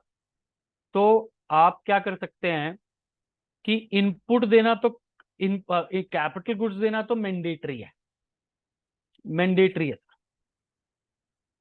लेकिन इनपुट और इनपुट सर्विसेज की जगह इनपुट सर्विसेज को बाइफिकेट मत कीजिए, सारा का सारा इनपुट में डाल दीजिए। हालांकि अब हम इतने 6 सालों से हम भर चुके हैं ये रिटर्न, तो हमें अब इनपुट और इनपुट सर्विसेज में बाइफिकेट करने में कोई समस्या खास होती नहीं है, लेकिन ये ऑप्शनल है 22-23 में भी। सेम जो है, अगर liable to be reverse charge कोई इनपुट टैक्स क्रेडिट है, सेम कैपिटल गुड्स का मैंडेटरी है, इनपुट और इनपुट सर्विसेज का आप सारा का सारा इनपुट में भर सकते हैं। उसके बाद import of goods, import of goods में, अच्छा मैं आपको एक बात बता दूं मित्रों, एक बात जरा मेरी ध्यान से समझ लीजिएगा। वैसे तो मैं इस पर लेक्चर करूंगा, GST वीर में भी बहुत डिटेल में चर्चा करूंगा। जैसे ही आप टैक्स ऑडिट खत्म कर चुके होंगे, तो मैं फर्स्ट वीक ऑफ अक्टूबर में ही इसके बारे में प्लान करके पूरी 9 और 9C की पूरी हम लोग बखिया उधेड़ देंगे फिर से, तो वो चर्चा करेंगे, क्योंकि दिसंबर तक हमें सारी 9C फाइल भी करनी है। लेकिन मैं आपको बता दूं यहाँ पर, जो मित्र हमारे साथ जीएसटी वीर में नहीं जुड़ पाएंगे, सर ये इंस्ट्रक्शंस जो होती है ना सर इस फॉर्म्स की 9 और 9C की, मैं दिखा देता हूं सर इंस्ट्रक्शंस आपको। ये इंस्ट्रक्शन 9 और 9C भरने से पहले आप इंस्ट्रक्शंस को जरूर पढ़ेंगे। सब स्क्रीन पे कौन अपनी कारीगरी कर रहा है सर? स्क्रीन पे कुछ ना करें सर, वैसे मैंने अब डिसेबल कर दिया है, आप कर भी नहीं पाएंगे। तो ये इंस्ट्रक्शन जरूर पढ़ें सर, सारी की सारी, ये सारी इंस्ट्रक्शन जरूर पढ़ें। तो ये इंस्ट्रक्शन से ही मैंने सारे ये ऑप्शनल टेबल निकाले हैं, हर बार वहीं से निकलते हैं। अब देखिए यहाँ पर इंपोर्ट ऑफ गुड्स की मैं बात कर रहा था। इंपोर्ट ऑफ गुड्स में उन्होंने कहा इस इंस्ट्रक्शंस में 6E देख रहे हैं सर, 6E, ये 6E है सर, 6E, और इसकी ये इंस्ट्रक्शन है सर 6E की। ठीक है सर, इसमें लिखा है 22-23 के लिए, the registered person shall report the breakup of input tax credit as capital goods. Capital goods तो देना ही देना है, and have an option to either report the breakup of remaining amount as input or input services or report the entire amount under the input row only। लेकिन भाई साहब यहां पर 6E में तो केवल 2 ही है, इनपुट सर्विसेज तो है ही नहीं। तो ये इंस्ट्रक्शन शुरू से गलत चली आ रही है। No input and input service breaker required under this head still mentioned. तो लेकिन ये दोनों, इसका अर्थ ये है कि मैंडेटरी है सर, आपको बाइफिकेट इनपुट और कैपिटल गुड्स में कर देना है। लेकिन समस्या क्या है, आपके पास अगर इंपोर्ट ऑफ सर्विसेज का भी कुछ है, अगर नहीं है तो भूल जाइए, अगर इंपोर्ट ऑफ सर्विसेज है तो यहां पर डाल दीजिए। Are you with me sir? ठीक है सर, मेरे ख्याल बात समझ में आ गई होगी, दोनों बातें मैंने आपको बता दी। अच्छा जी, ये आ गया जी टेबल नंबर 7, ये रिवर्सल की बात करता है। ठीक है, टेबल नंबर 7। टेबल नंबर 7 में ट्रैन 1 और ट्रैन 2 का कोई रिवर्सल है तो भाई साहब मैंडेटरली रिपोर्ट करना है। अगर उसके बाद 39 का कोई रिवर्सल, 42, 43, 17/5 का कोई भी रिवर्सल है, आपको बाइफरकेट करने की जरूरत नहीं है। जो रिवर्सल आपका 3B में आ रहा है, 3B में आ रहा है, वो सारा का सारा अदर्स में डाल दो, except TRAN 1 TRAN 2। TRAN 1 TRAN 2 तो अब खत्म भी हो गए हैं। अब नवंबर तक किसी ने फाइल किया था, उसमें कोई रिवर्सल हुआ होगा तो हुआ होगा। Falco industries honourable Supreme Court के जजमेंट के बाद 60 दिन के लिए विंडो खोली थी डिपार्टमेंट ने ट्रैन 1 ट्रैन 2 भरने के लिए, वो अलग बात है। लेकिन आमतौर पे अब ट्रैन 1 ट्रैन 2 का कोई भी रिवर्सल आपके पास नहीं होगा, आप बाइफिकेट करने की आवश्यकता नहीं है, सारा का सारा अदर्स में भर दीजिए मित्रों। अच्छा, आगे बढ़ते हैं, आगे बढ़ते हैं सर। ये जो टेबल नंबर 10-11 है, ये भी आपके लिए सर, ये ऑप्शनल नहीं है। इसमें आएगा क्या फॉर फाइनेंशियल ईयर 22-23, 10-11 के लिए पढ़ रहा हूं सर मैं, ये 12-13 के लिए नीचे लिखा है 22-23 डिटेल्स ऑफ एडिशंस और amendments to any of the supplies already declared in the returns of the previous financial year. Addition और अमेंडमेंट्स जो कि ऑलरेडी डिक्लेयर्ड हैं प्रीवियस फाइनेंशियल ईयर की रिटर्न में, but such amendments were furnished in table 9A, 9B, 9C of GSTR 1 अप्रैल 23 से अक्टूबर 23 में दिखाई गई हैं। सप्लाईज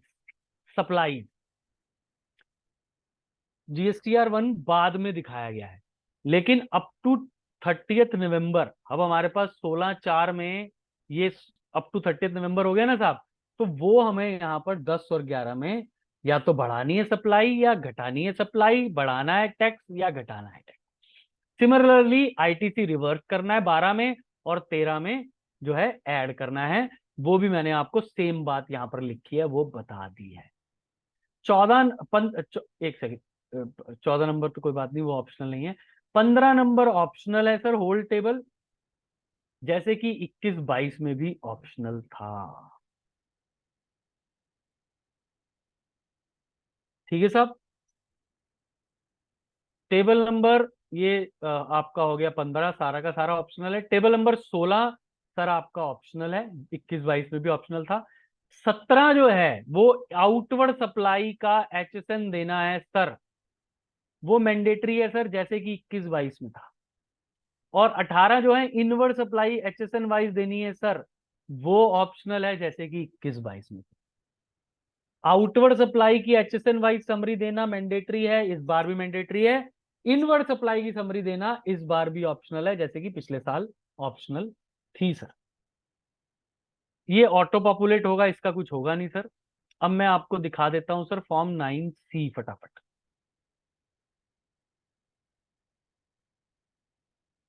फॉर्म इसलिए दिखा रहा हूं सर ताकि आपको फॉर्म की भी याद आ जाए। 5B जो है ना सर, 5B अनबिल्ड रेवेन्यू, ये ऑप्शनल है। इसको आप 5O में दिखा सकते हैं, adjustment in turnover due two reasons not listed above, ये ऑप्शनल है सर। उसके बाद सर एक ये नया रेट रिकंसिलेशन में 6% का, चाहे सर्विस का है चाहे वो ब्रिक्स क्लाइंट है ना, भट्टे ईट भट्टे वाले, उनके लिए 6% रेट है, वो वाला रेट यहाँ पर आपके लिए ऐड कर दिया है फॉर्म में सर। ये आपको tax liability rate wise tax liability बतानी होती है ना कि भाई मेरी टैक्स लायबिलिटी अगर 1 लाख रुपए है तो रेट वाइज कितनी है, तो वो 6% एक और ऐड कर दिया। Similarly sir additional amount payable है तो 6% भी फिर ऐड कर दिया सर 6% वालों के लिए।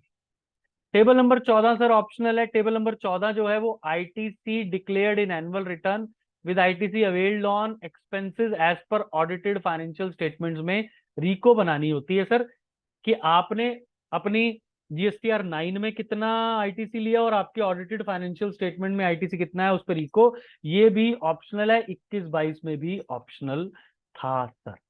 ये भी रेट का एक चेंज है सर, और कोई चेंज इसमें GSTR 9C में और कोई ऑप्शनल टेबल नहीं है और कोई चेंज नहीं है। मैंने आपको चेंज्ड फॉर्म दिखा दिया है, चेंज कहाँ कहाँ है वो बता दिए। तो 22-23 के लिए 40% आप इक्विप्ड हैं रिटर्न फाइल करने के लिए साहब।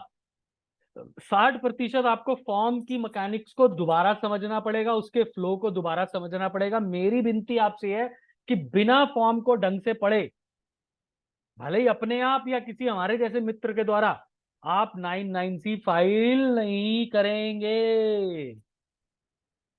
ये आपके भाई का आपको जो है एक सजेशन है सर, सुझाव है सर, ठीक है सर। Okay okay. अच्छा ये भी मैंने आपके साथ कर लिया था उसमें, और वो रूल 23 वाली बात भी कर ली, 99C वाली बात भी कर ली। और तो एक बारी दोबारा आ जाते हैं सर ऊपर, जरा देख लेते हैं कोई ऊपर कोई परिवर्तन तो नहीं छूटा। नहीं सर, होपफुली सारे हो चुके हैं। हाँ जी सारे हो चुके हैं सर। अब और नीचे आ जाते हैं सर कुछ और छोटे छोटे चेंजेस के बारे में बात करने के लिए। सर ये कोई PPT नहीं है, ये मेरी पर्सनल वर्किंग है। सारे सेक्शन रूल्स इकट्ठे हैं जो भी चेंजेस से आए थे 4 अगस्त को, जिनमें चेंजेस आए थे सर। कुछ भी खास इसमें नहीं है सर, ये मेरी पर्सनल अपनी, मैं खुद भी अभी स्टूडेंट हूँ सर, तो पढ़ता रहता हूँ, तो इसलिए वो मेरी वर्किंग है सर।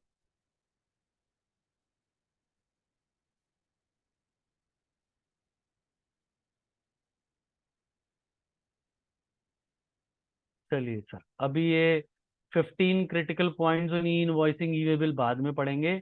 पहले सर आपके लिए 2-4 बड़े मजेदार आइटम लेके आए हूँ सर, आइटम नंबर लेके आया हूँ सर आपके लिए। देखिए कोई भी मूवी आइटम नंबर के बिना तो हिट नहीं होती ना पूजा मैडम, है ना। आइटम सॉन्ग तो होने ही चाहिए। तो आइटम सॉन्ग लाया हूँ 2 आपके लिए, मेजर आइटम सॉन्ग है। राजेश भाई साहब आप कृपया इसको विभिन्न तरीके से मत लीजिएगा सर, केवल जो है ये जो है ना प्रेजेंटेशन को थोड़ा सा अच्छा और रस भरा बनाने के लिए, नीरस ना रहे उसके लिए है। पराग सर भी मुझे बड़ा क्लोजली देखते रहते हैं, भाई राजेंद्र वे सही बोल रहा है कि नहीं बोल रहा है, क्योंकि मैंने पहला मतलब बहुत कम बिजनेसमैन ऐसे दिखते हैं जो प्रोफेशनल जितना जानते हैं राजेश भाई साहब पराग जी के बारे में। मतलब पहली बार जब मेरी इनसे बात हुई तो मुझे लगा यार कोई एडवोकेट होंगे, कोई चार्टर्ड अकाउंटेंट होंगे। जब इन्होंने बताया मैं तो भाई बिजनेसमैन हूँ, मैं भाई साहब आप तो हमारा धंधा बंद कराओगे, हमारे पेट पे लात लगवाओगे, हैं इतना ज्ञान आप प्राप्त कर रहे हो और जो है इतनी अच्छी समझ रख रहे हो। तो बट फिर मुझे लगा कोई बात नहीं भाई, अब मैं रोक तो सकता नहीं हूँ, दोस्ती कर लेता हूँ भाई साहब से, ठीक है। तो अच्छा जी, दो महत्वपूर्ण बातें आपके सामने लेकर आया हूं सर इनपुट टैक्स क्रेडिट की। दो महत्वपूर्ण। पहली महत्वपूर्ण बात सर, अब सर आप रेवोकेशन अप्लाई करने जा रहे हैं सारे, क्यों जी रेवोकेशन अप्लाई करने जा रहे हैं। आपको याद होगा कोविड के टाइम पर भी, ध्यान से सुनिएगा मेरी बात, बड़ी जरा मजेदार बात बता रहा हूं आपको।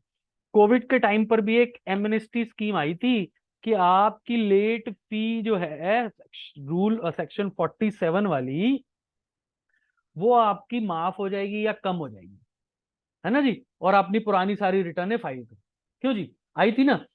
लेकिन जैसे ही आपने वो रिटर्न फाइल की तो आपको चिट्ठी आनी शुरू हो गई। क्या चिट्ठी आनी शुरू हो गई कि भाई साहब आपने 18-19 की रिटर्न अब फाइल की है या 19-20 की अब रिटर्न फाइल की है, वो तो सब ठीक है, आपने लेट फी दे दिया, लेकिन जो इसका इनपुट टैक्स क्रेडिट लिया ना 19-20 का, आपने 21-22 में क्रेडिट लिया, भाई साहब वो क्रेडिट तो आपको मिलना ही नहीं चाहिए था। आई है चिट्ठियां कि नहीं आई है साहब आपको ये वाली, नजर आई होंगी आपके संज्ञान में तो जरूर आई होंगी। मैं मित्रों से विनती करूंगा अपना अपना कैमरा ऑन करके बैठे सर जरा, मैं सबको देख रहा हूँ कौन क्या कर रहा है। देखिए देखिए सबने अपने ऑफ करके बैठे हुए हैं। हाँ देखिए संदीप बंसल जी हमारे खजांची साहब, कुबेर साहब प्रणाम सर, कुबेर को प्रणाम करते रहना चाहिए। हाँ जी। आज वैसे क्या हुआ संदीप भाई, आज किसी और खजांची से भी मिला मैं, तो मैंने कहा जी कुबेर है ये, तो कहते कुबेर तो रावण का भाई था। मैंने कहा यार ये कौन सी आपने लिंकिंग कर दी, हम तो कुबेर कुबेर जानते हैं, रावण का भाई था ये तो हमें नहीं पता है। तो मैं पराग सर से या अंजनी सर से रिक्वेस्ट करूंगा प्रोग्राम के अंत में बताइएगा कुबेर रावण का भाई था क्या। अच्छा जी, अब क्या हुआ कि आप गए कैंसिलेशन कराने, रेवोकेशन ऑफ कैंसिलेशन कराने गए आप। ध्यान से सुनिएगा मेरी बात को, 19-20 में आपका कैंसिलेशन हुआ था, आपने आज 23-24 में रेवोकेट करा लिया। 19-20 की रिटर्न फाइल की, 20-21 की रिटर्न फाइल की, 21-22 की भी रिटर्न फाइल की, 22-23 की भी रिटर्न फाइल की, 23-24 की भी रिटर्न फाइल की सर आपने अगस्त तक की। 19-20 की डेट जो है वो सितंबर 20 थी क्रेडिट लेने की, सितंबर 21 थी, सितंबर 22 थी, और ये नवंबर 23 थी सर, अभी आई नहीं ना, नवंबर 23। ठीक है जी।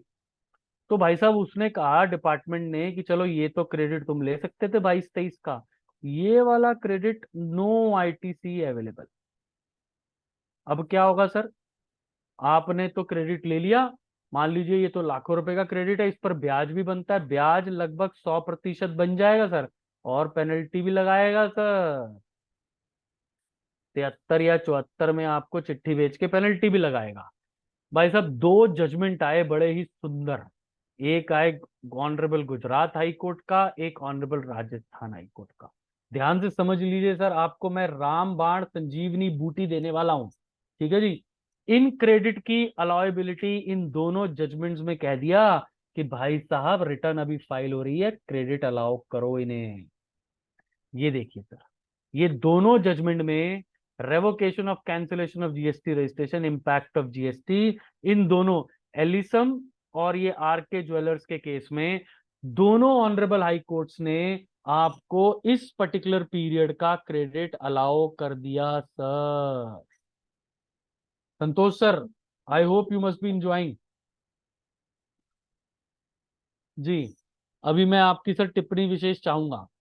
अच्छा, एक और बड़ा महत्वपूर्ण जजमेंट इनपुट टैक्स क्रेडिट पे सर, मैं आपको बता दूं, कल भी परसों भी मैं एक नॉर्दर्न इंडिया रीजनल काउंसिल के प्रोग्राम में था, बहुत बड़े बड़े जो हैं जीएसटी के ज्ञाता विज्ञाता आए हुए थे, तो E Com Gill Coffee Trading Private Limited honourable Supreme Court के ऊपर चर्चा हो रही थी, वहां पर भी पैनल डिस्कशन था, I was into one panel. तो E Com Gill Coffee Trading Private Limited honourable Supreme Court in case of Karnataka VAT, sir इस जजमेंट ने ना इतना महत्वपूर्ण बर्डन ऑफ प्रूफ है सेक्शन 155, वो ये कहता है, हमारा लॉ कहता है बर्डन ऑफ प्रूफ, कि बर्डन ऑफ प्रूफ उस व्यक्ति पर है जो इनपुट टैक्स क्रेडिट लेता है, साबित करने का कि भाई साहब जो वो क्रेडिट ले रहा है वो एलिजिबल है उस क्रेडिट को लेने के लिए, उसकी एलिजिबिलिटी बनती है या नहीं बनती है, ये बर्डन ऑफ प्रूफ किसके ऊपर है? जो व्यक्ति क्रेडिट ले रहा है। अब ऑनरेबल सुप्रीम कोर्ट ने कर्नाटका हाई कोर्ट में, कर्नाटका वैट के केस में ये कह दिया कि भाई साहब, अपना क्रेडिट जस्टिफाई करने के लिए क्या क्या चाहिए, ये भाई साहब लैंडमार्क जजमेंट है, ये बहुत दूर तक जाएगा ये जजमेंट। अगर आपके ऊपर समस्याएं आ रही हैं, पुरानी बातें छोड़ दीजिए, अभी आज से अगर आप इस जजमेंट को संजीवनी बूटी की तरह रोज चबाएं सुबह उठकर, तो साहब मैं आपको बता सकता हूं ये कैंसर नुमा input tax credit non availability जड़ से दूर हो जाएगी और आपको कभी पता भी नहीं लगेगा कि मुझे ये कैंसर था। क्या क्या चीजें हैं उन्होंने कहा, ये ध्यान से जजमेंट पढ़िए। As per set judgement, merely production of invoices for the payment made by checks to revenue authorities is not enough. Invoice देना और payment proof देना is not enough. Further production of these documents cannot be said to be discharging the burden of proof cast under the act. The dealer claiming ITC has to prove transaction by furnishing the name and address of the selling dealer, details of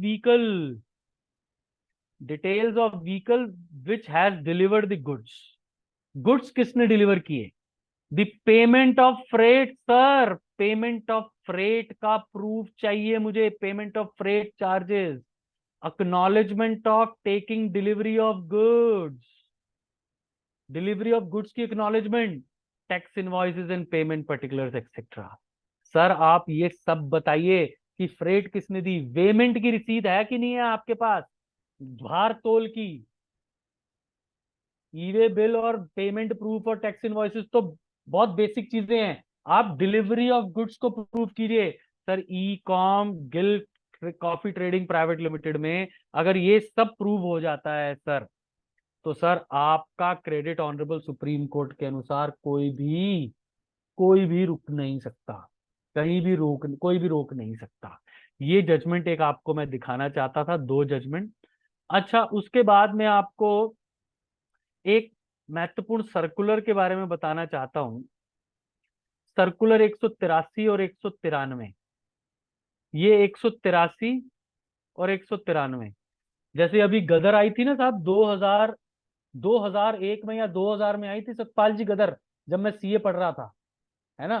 तो उस समय अमीषा पटेल जी जो है जवान भी होती थी और हम भी थोड़ा ज्यादा जवान होते थे। तो वो गदर का आप सीक्वल आया है ना सतपाल जी। तो जैसे ये गदर आई थी वो है गदर 183 और इसका जो सीक्वल है वो है 193 गदर 2। ठीक है साहब, ये है गदर जब सन्नी पाजी भी जवान होते थे लेकिन इतना पैसा नहीं कमाते थे, और अब ये है जी गदर 2। अब इसके मैं बारे में बता दूं, हीरोइन कौन है साहब इसकी, हीरोइन है आईटीसी। ठीक है साहब, और हीरो कौन है साहब इसका, हीरो है सप्लायर एंड चार्टर्ड अकाउंटेंट। ठीक है साहब, अब आपके 17, 18, 19 में 2 सालों में, ध्यान से सुनिएगा, बड़ा महत्वपूर्ण जजमेंट भी बताऊंगा। इसमें एक जजमेंट है विप्रो लिमिटेड का, ऑनरेबल कर्नाटका हाई कोर्ट का, उसको भी लगाएंगे, अभी कहाँ लगाना है। और ये जो सीक्वल आया 193, इसका क्या होना है ये भी आपको अभी सर चर्चा करेंगे आपके साथ। 193, 17, 18, 19 में 2A और 3B में मिसमैच है, आपको बहुत सारी चिट्ठियां आई हैं, आपने सर्कुलर का प्रयोग भी किया होगा। अगर मिसमैच अप टू 5 लाख है तो सप्लायर से एक चिट्ठी लिखवा दो, मोर देन 5 लाख है तो भगवान से एक चिट्ठी लिखवा दो। अरे आप कहोगे भैया हीरो भगवान कैसे हो गया यहां पर, भगवान का दूसरा नाम है चार्टर्ड अकाउंटेंट, कम से कम उन्होंने तो यही माना है। सप्लायर से क्या चिट्ठी लिखवानी है, उस चिट्ठी में क्या लिखना है, उसमें लिखना है पहली बात, गुड्स सर्विसेज एक्चुअली प्रोवाइडेड। चलिए जी, बहुत अच्छी बात है। Tax on such goods services actually paid, ये 2 बातें लिखवा दो। यही दोनों बातें अगर 5 लाख रुपए से ज्यादा क्रेडिट है तो साहब भगवान से लिखवा दो। भगवान कौन है साहब? Chartered accountant. अब भगवान क्यों कह रहा हूं मैं बार बार चार्टर्ड अकाउंटेंट को? सब भगवान ही बता सकेंगे ना कि सप्लायर ने एक्चुअली गुड्स और सर्विसेज दी। सप्लायर के अलावा तो भगवान ही बता पाएंगे, और तो कोई इंसान बता नहीं पाएगा। क्यों सतपाल जी? कि एक्चुअली गुड्स और सर्विसेज दी और एक्चुअली टैक्स पे किया या नहीं किया। चलिए 5 लाख रुपया 17, 18, 18, 19 तक तो ये प्रीक्वल था सर, सर्कुलर 183 का। अब आया सीक्वल सर 193। इन्होंने कहा भाई साहब इससे पहले, इस सीक्वल को आने से पहले एक पायरेसी हो गई थी इस मूवी की। ठीक है साहब, जैसे कि उत्तम सिंह जी नाराज है ना अभी, ओरिजिनल म्यूजिक कंपोजर उत्तम सिंह जी गदर 2 के नाराज हैं कि भाई साहब उनको जो है ड्यू क्रेडिट नहीं दिया गया अनिल शर्मा जी के द्वारा। वैसे ही ऑनरेबल कर्नाटका हाई कोर्ट ने कहा, ध्यान से सुनिएगा, कि भाई साहब जब 17, 18, 18, 19 में ये प्रोविजन लग सकता है, सर्कुलर लग सकता है, तो 19, 20 में भी लगाओ। चलो भाई, अब डिपार्टमेंट को लगा कि 19, 20 में हमने एक महत्वपूर्ण घटनाक्रम घटा था। वो घटा था 9 अक्टूबर 2022, सॉरी 20 को। I am sorry, I bag your pardon. कई बारी मैं डेटों में मुझे ऐसे प्रतीत होता है कि मैं कंसल्टेंट जीएसटी नहीं हूं, हिस्टोरियन हूं। 9 अक्टूबर 2019, इतनी डेटें याद रखनी पड़ती हैं। 9 अक्टूबर 2019 को एक बहुत ही महत्वपूर्ण घटना घटी। तब रूल 36(4) का पर्दापण हुआ था, अनवेलिंग ऑफ रूल 36(4). ये कहता था 20% आईटीसी दूंगा जो 2A में नहीं आ रहा। फिर इसने क्या कहा कि 9 अक्टूबर 2019 से 31 दिसंबर 2019 तक 20% दूंगा, 1 जनवरी 20 से 31 दिसंबर 20 तक 10% दूंगा, और 1 जनवरी आई थिंक, हाँ 1 जनवरी 21 से 31 दिसंबर 21 तक 5% दूंगा, और 1 जनवरी 22 से कुछ नहीं दूंगा जब तक 2A में नहीं आएगा। ये प्रोविजन है सर इसका। सर्कुलर 193 बिल्कुल सेम बात कह रहा है सर, बिल्कुल सेम बात कह रहा है कि अगर आपका 2A और 3B में मिसमैच है ना, तो इतना इतना क्रेडिट एडिशनल दे दूंगा, लेकिन इसके लिए भी क्या चाहिए मुझे? इसके लिए भी ये चाहिए मुझे। क्या चाहिए मुझे? ये चाहिए मुझे, सर्टिफिकेट चाहिए सप्लायर और भगवान के द्वारा। ठीक है साहब, तो सर्कुलर 193 और 183 दोनों मैंने बता दिए। अब हम आ जाते हैं सर आखिरी पड़ाव पर। सवाल जवाब का दौर हम चलाएंगे सर थोड़ी देर बाद, जब प्रोग्राम पूरा खत्म हो जाएगा। अब आखिरी पड़ाव पे आते हैं, वो है ई वे बिल और ई इनवॉइसिंग की बात।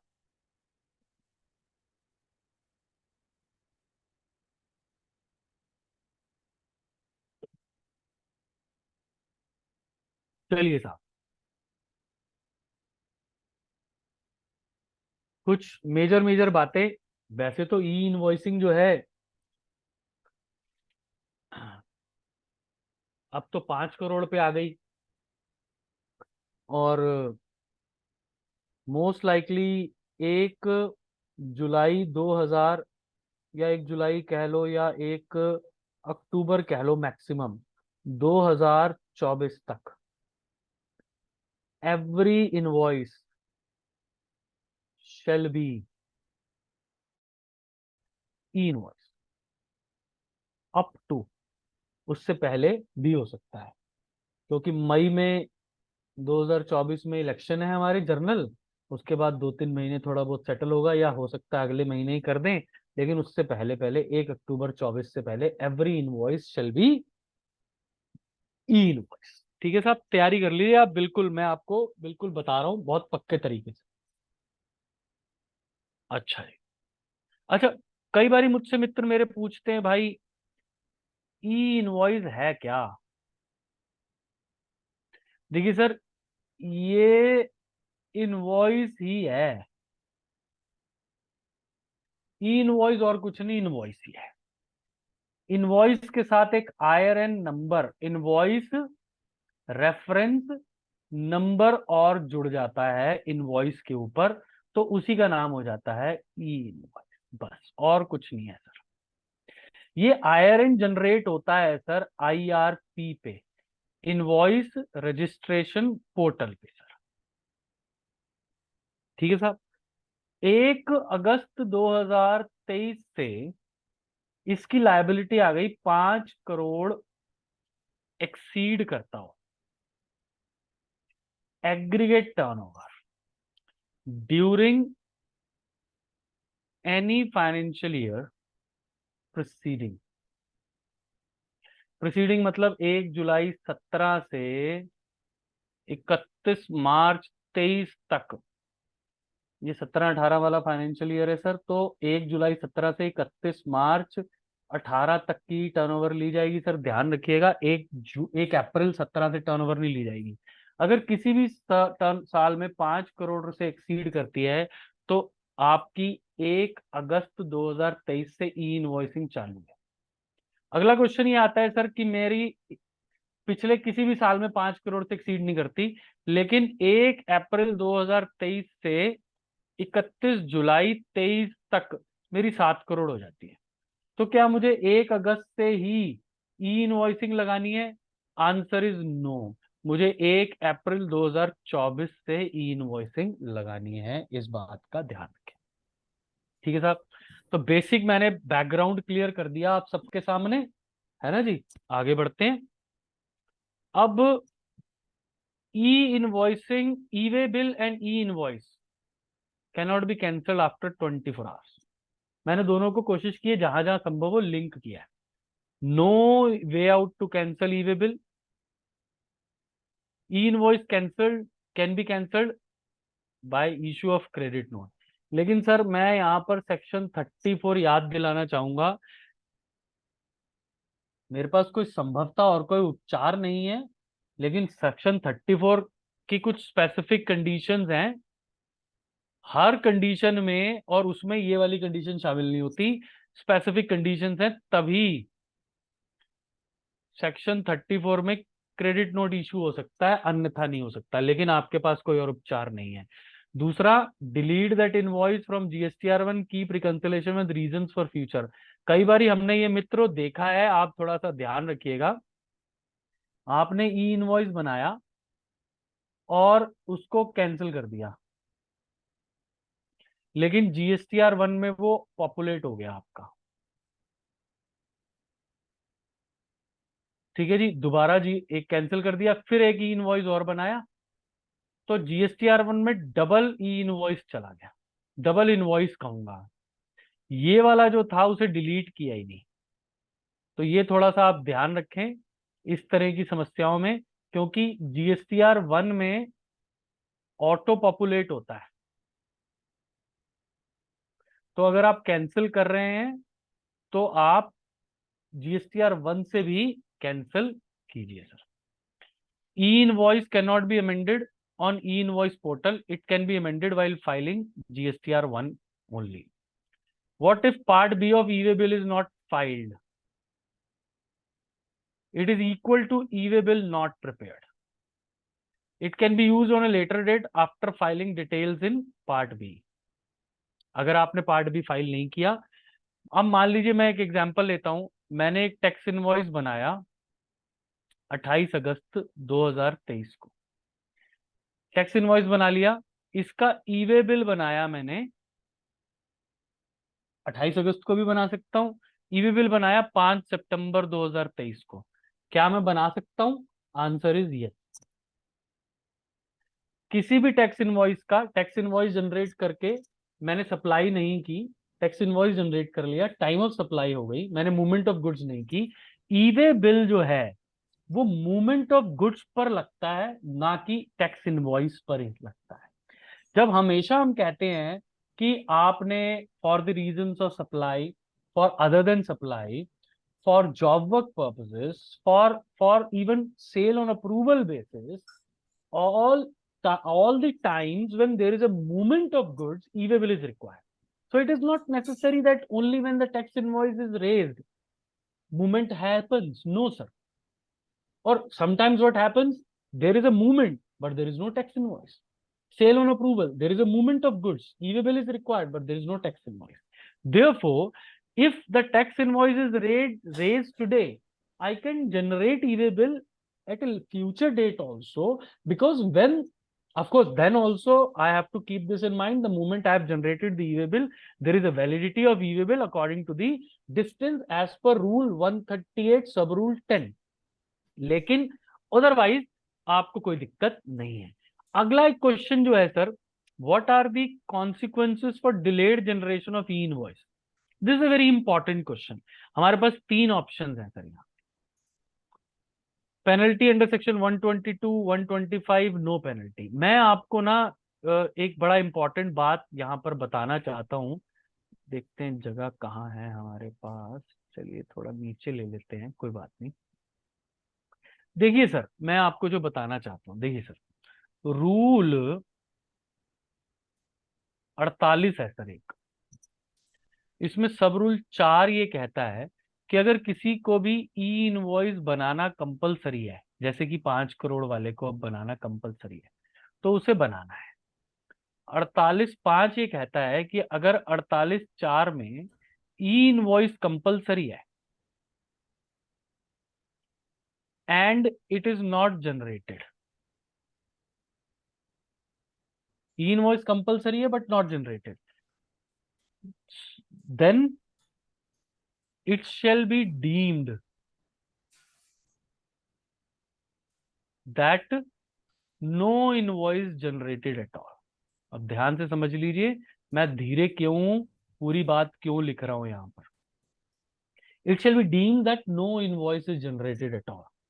अब सर मैंने गुड्स मूव किए इनवॉइस पे, टैक्स इनवॉइस पे, लेकिन टैक्स इनवॉइस में आयरन नहीं था, so no invoice. Goods move हो गए, अगर आयरन नहीं था इसका मतलब इसे कहेंगे no invoice. Are you with me? Getting my point? इसका उसका मतलब कहेंगे नो इनवॉइस। अगर ये नो इनवॉइस है तो सेक्शन 122 कहता है supply of goods without invoice, ये ऑफेंस है। सबसेक्शन 1 क्लॉज I ऑफेंस है। इसकी पेनल्टी क्या है सर? इसकी पेनल्टी है टैक्स इवेडेड और 10K whichever is higher पर इनवॉइस, जितने भी इनवॉइसेस नहीं बनाए। आगे बढ़ते हैं। सेक्शन 122 सबसेक्शन 1 क्लॉज दूसरा मुझे याद नहीं है, 4 या 5 है। if a person receives goods without invoice, उस पर भी पेनल्टी है। ये मैंने तो ये चक्कर में खा लिया बीच में बैठ के। सेम। पराग सर अब अपने आप को म्यूट कर लीजिए काइंडली। पेनल्टी है सेम, मतलब टैक्स इवेडेड और 10K whichever is higher, और ITC shall be denied। वही हो गया ना सर एक तरीके से, टैक्स इवेडेड और पेनल्टी जो है वो ITC shall be denied। Sir अब एक एडवाइजरी आई, ध्यान से सुनिएगा सर, जरा मैं आपको जो बता रहा हूं।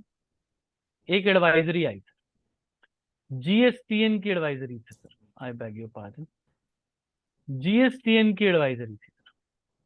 GSTN ने कहा कि अगर आपकी टर्नओवर ATO 100 करोड़ रुपए है तो आप अपने ई इनवॉइस जो IRP पर अपलोड करने हैं। पराग सर अपने आप को म्यूट कर लीजिए सर कृपया।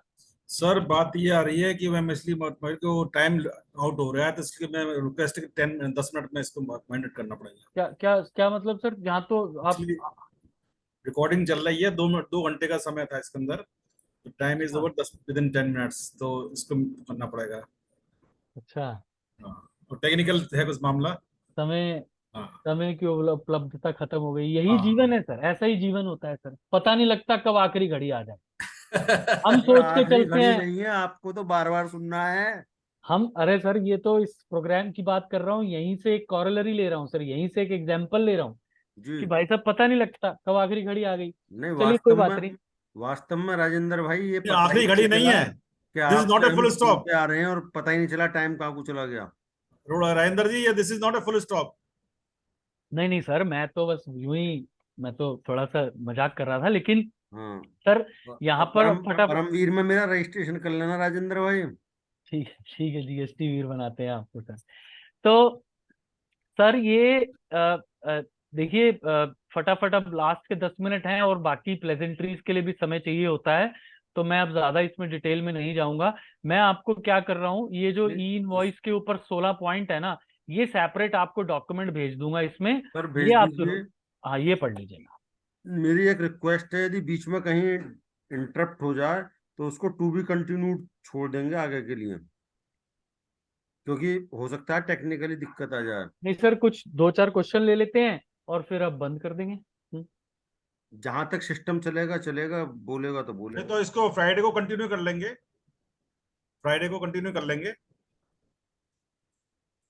दीपक पटेल साहब सर हिला रहे हैं, भैया ये राजेंद्र पकड़ में नहीं आता है क्या? अरे वो तो स्वयं दीपक है साहब, सब स्वयं को रोशनी दे रहे हैं। हाँ कोई स्वयं। पटेल नाम आगे लगा हुआ है, भारत की शान है पटेल तो। सर 2-4 सवाल ले लेते हैं मित्रों के, एक है ना? एक, फिर एक तो मैंने ही सवाल भेजा है साहब। अच्छा आपने भेजा है साहब, अरे वाह। एक मैंने भी डाला हुआ है सर। अच्छा, पराग सर ने जो डाला है, वी जनरेट इनवॉइस ऑन 22 अगस्त and e bill generated on time of dispatch near 24 अगस्त। In such a condition mobile unit seize goods and vehicle on ground of differ of both date.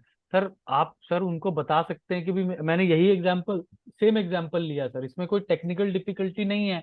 अब UP में माफ कीजिएगा sir, of course it is going on record, but मुझे ऐसा लगता है कि टाइम इज ओवर, बट मुझे ऐसा लगता है कि जो है यूपी में कुछ भी हो सकता है, बट इसमें कोई टेक्निकल डिफिकल्टी नहीं है मेरे हिसाब से। आपका इनवॉइस पहले बना था, मैंने मूवमेंट ऑफ गुड्स नहीं की। You can always give an argument कि सर मूवमेंट ऑफ गुड्स जब मुझे इंस्ट्रक्शन मिलेंगी तभी तो मैं गुड्स को मूव करूंगा अपनी फैक्ट्री या दुकान से। इनवॉइस बनवा दिया, उसके लिए इनवॉइस इसलिए बनवाया कि मैंने पेमेंट करवानी थी, पेमेंट लेनी थी। उसके बाद उसने मुझे बताया नहीं कि कब गुड्स को डिलीवर करवाना है, कहाँ डिलीवर करवाना है। जब उसने मुझे बताया था मैंने तब उसको निकाला। इस केस में क्या किया करें मैं आपको बता दूं, इस केस में भविष्य में भी आप क्या किया करें कि आप एक मेल डलवा लिया करें अपने रेसिपिएंट से कि भाई साहब अभी आप इनवॉइस बना दीजिए, मूवमेंट ऑफ गुड्स जब करनी होगी मैं आपको बताऊंगा, और जब वो बताए उसके लिए भी एक मेल डलवा लीजिए और उस मेल की कॉपी साथ में लगा के भेज दीजिए, ताकि आपकी इंटेंशन बड़ी क्लियरली सामने नजर आ जाए। उसके बाद एक सवाल पराग सिंह सर ने तो भेजा दोबारा, और किसने भेजा? दीपक गोयल जी ने। दीपक सर ने, हाँ दीपक सर ने वो AOTPP लिखा है, नेशनल फोरम, वो नाम नहीं लिखा हुआ, पकड़ लिया मगर मैंने। Difference in 1 3B for month of June is 2.5 lakhs and it was rectified in July 23 means 3B is access rectified. Till now notice has, till now no notice has been issued.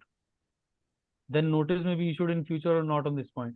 Difference 1 3B में है जून 23 का 2.5 लाख रुपए का, और rectify notice आ सकता है दीपक sir, लेकिन आपके पास बिल्कुल क्लियर रीजन है, क्लियर एक्सप्लेनेशन है। आप अगली 3B और उसके चालान की कॉपी और एक एक्सप्लेनेटरी नोट बनाकर डिटेल में लगा दीजिएगा उसके साथ। अगर आपको DRC 01B इशू होता है, क्योंकि 1B आएगा रूल 88C में, तो आपके पास जवाब भी तैयार है। तो इसमें जो खास बात थी वो ये थी कि मेरा जून में 2B मेरा पूरा मैच नहीं कर रहा था, जिस वजह से मैंने जानबूझ के इसमें मिस्टेक पैदा कर दी, और वो 2B मेरा इनपुट आ गया जुलाई में, तो मैंने उसका वहां डिक्लेयर करके अपने को टैक्स पे करने से बचा लिया, एडजस्ट कर दिया। ब्याज मांगेगा सरकार, दे दूंगा। हाँ ब्याज तो मांगेगा, है ना, तो ब्याज ही तो मांगेगा 1 महीने का। ब्याज मांगेगा। ये राकेश गर्ग जी सवाल पूछना चाहते हैं, मैं इनको अनम्यूट कर रहा हूँ। राकेश जी अनम्यूट कीजिए अपने आप को। आवाज आ रही है सर? आ रही है भाई, आ रही है। आ रही है भाई सवाल। मैं ये कह रहा था सर कि जो हमारा सर्कुलर 183 है, जो भी सवाल पूछना चाहें अपना हाथ खड़ा कर लें वर्चुअली, ऐसे मैसेज पे ना टाइप करें। हाँ जी बोलिए, वर्चुअली हाथ खड़ा करें सर, बटन दबाएं। हाँ हाँ सर राकेश भाई। जी मैं ये कह रहा था 183 सर्कुलर है सर, उसमें हमें सप्लायर से सर्टिफिकेट लेना है 5 लाख से ज्यादा के, में CA से लेना है। 5 लाख रुपए से तक का सप्लायर से लेना है, 5 लाख से ज्यादा सीए से लेना है। सीए से लेना है, तो सीए तो सप्लायर का ही सीए होगा या बाकी बुक्स वगैरह ये सब को और कौन देख पाएगा? टेक्निकली तो सप्लायर का सीए होना चाहिए सर, लेकिन क्या है, तो वो तो रेसिपिएंट क्या है, अपने सीए पे भी पहुंच जाता है, अरे दो भाई साहब दिक्कत हो रही है, आप ही करवा कर दो। अब वो कैसे कराएगा? वो कैसे कराएगा? ये प्रैक्टिकल प्रॉब्लम है सर। वो तो मुझसे लाना तो वो वैसे समझो वो गंगा जी को लाए बगैर थी ऐसी लानी पड़ेगी, तो बात मैं अलग है। तो वही कह रहा हूँ, बिल्कुल ये तो भगवान का ही काम है, ये तो भगवान कृष्ण आएंगे वही जानते हैं अंदर मन की बात, तो हम तो जानते नहीं। भगवान कहाँ मिल पाएंगे सर इतना आसानी से?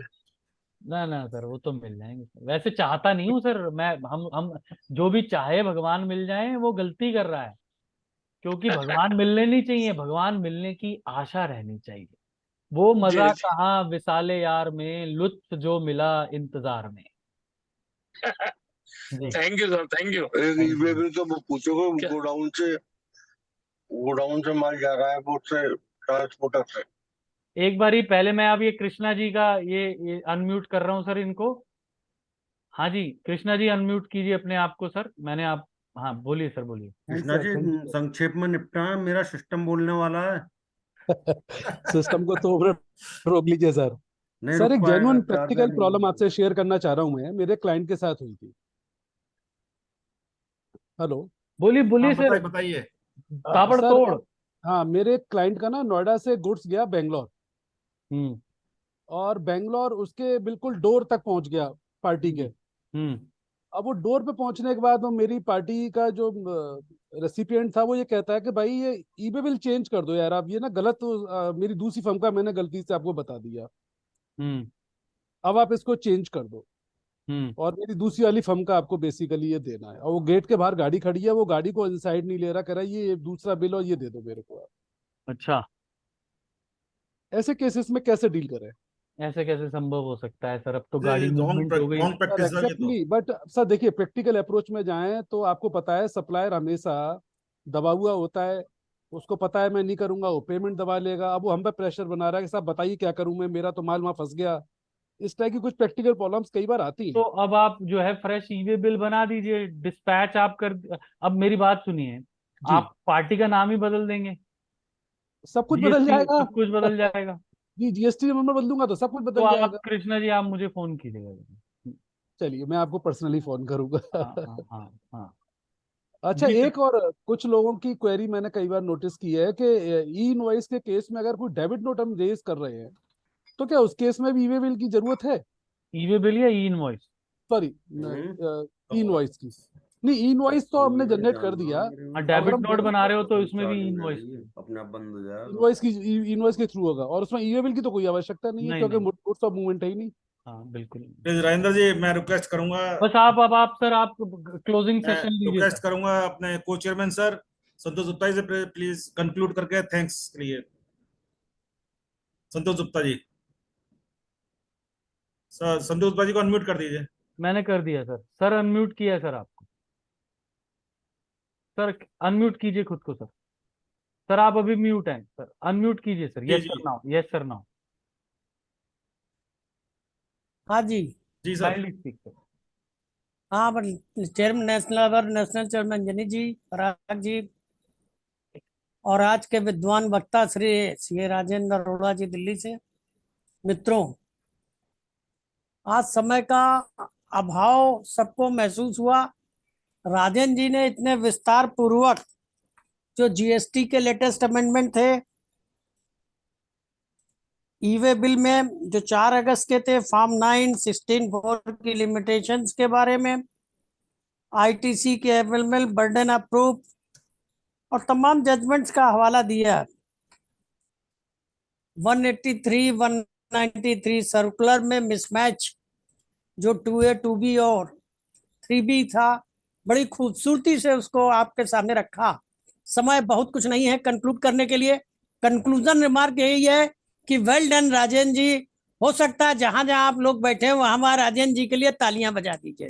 बहुत बहुत धन्यवाद सर आपको, बहुत बहुत धन्यवाद। और चूंकि समय अब भाग रहा है हम लोगों के पीछे पीछे, तो मैं कहूंगा, और धन्यवाद राजेंद्र जी के साथ आप सबका धन्यवाद, सबका आभार। और पराग जी से कहूंगा कि आज सावन का महीना है और सोमवार है, आखिरी प्रदोष का व्रत है, इसलिए हम 40 से शुरू हुए थे और 28 पर रह गए। तो अब और संख्या कम न हो, इसके पहले ही हम लोग सभा समाप्त कर लें। हाँ, ओवर टू पराग जी। आपको बहुत बहुत धन्यवाद सर, सभी सदस्य, सभी जो अतिथियों को बहुत धन्यवाद। और नेक्स्ट फ्राइडे को दोबारा सुनेंगे राजेंद्र अरोड़ा जी को। धन्यवाद सर, बहुत बहुत धन्यवाद। प्रणाम सर, सभी को मेरा प्रणाम। धन्यवाद, प्रणाम प्रणाम प्रणाम। Thank you very much sir.